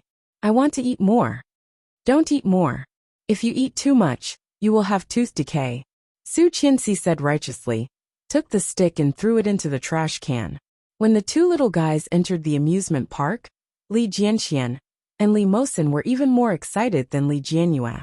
They pulled each other and finally urged Lu Yihan to play shooting games. Su Qianxi and Li Jianyue watched them shoot. The little girl pulled Su Qianxi's hand and whispered, Mom, I want to pee. Su Qianxi picked her up, and after saying goodbye to Lu Yihan, she took the little girl to find the toilet. Li Jianyue still did not know how to wear the suspenders. After peeing, she turned it left and right, and finally it was a mess. When she opened the door of the bathroom and walked out, Su Qianxi was dumbfounded. The one on the left hooked onto the one on the right. It didn't even reach the shoulder. As for the one on the right, it went through the waist and hooked onto the left side. Her pants were about to fall off. After letting the little girl wash her hands, Su Qianxi helped her button up her clothes. Li Jianyue smiled and asked for a hug. They left the bathroom together. Not far from the restroom, there was a small plane that children and adults were playing in. It didn't look very tall, about 3 meters tall. From time to time, the excited laughter of children could be heard. Li Jinyue's eyes lit up when she heard it. Mom, Ursa wants to play that. Li Jinyue's voice was sweet, and she pointed at the small plane above. It's so fun. Let's play together. Alright, let's go. Su Qianxi put Li Jinyue down and held her hand to line up. The line wasn't long, so it was their turn soon. Su Qianxi fastened Li Jinyue's seatbelt and buckled her own. She whispered, "Don't be afraid. It will be very high later." "I'm not afraid." Li Jinyue's face was a little excited. She was a little nervous as she looked down. The small plane moved, and Li Jinyue felt that she was about to fly. She screamed, "Mom, I'm going to fly." Ah! Her voice was sharp and childish, with a strong excitement, and she laughed loudly. Su Qianxi saw that she was so happy, and reached out to hold her. However, suddenly there was a muffled sound below. Without warning, her body became light. Su Qianxi felt that her whole body was about to be thrown out, and her heart skipped a beat.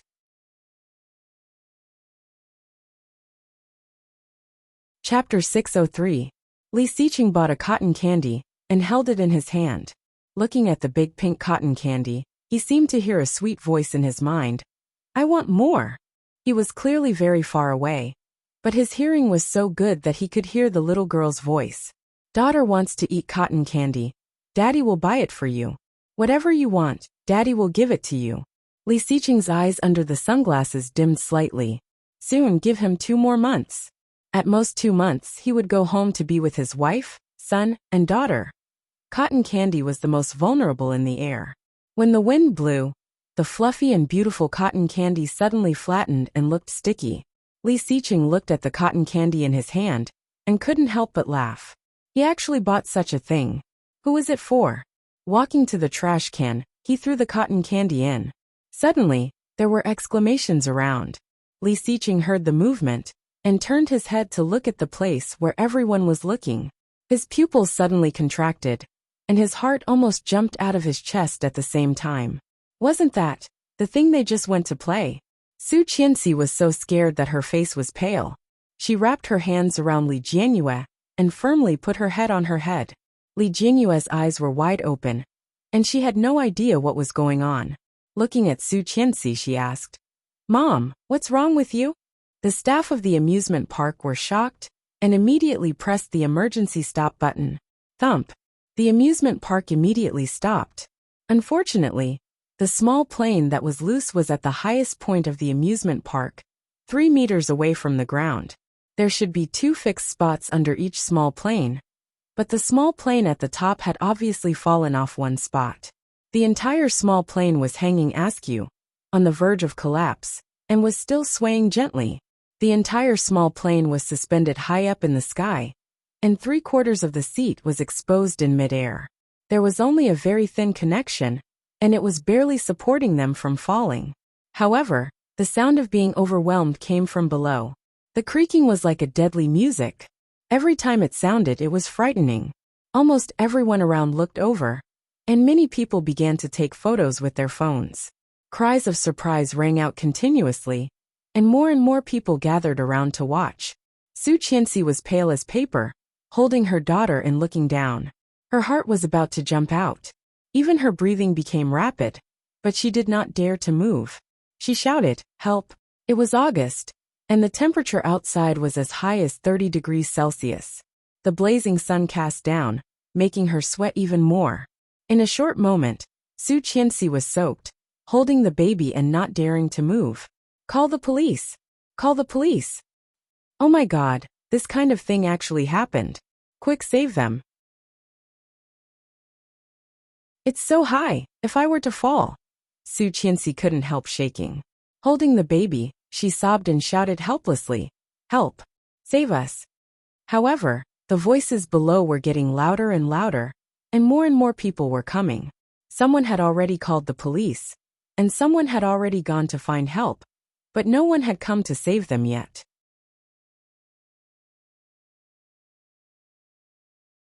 Chapter 604.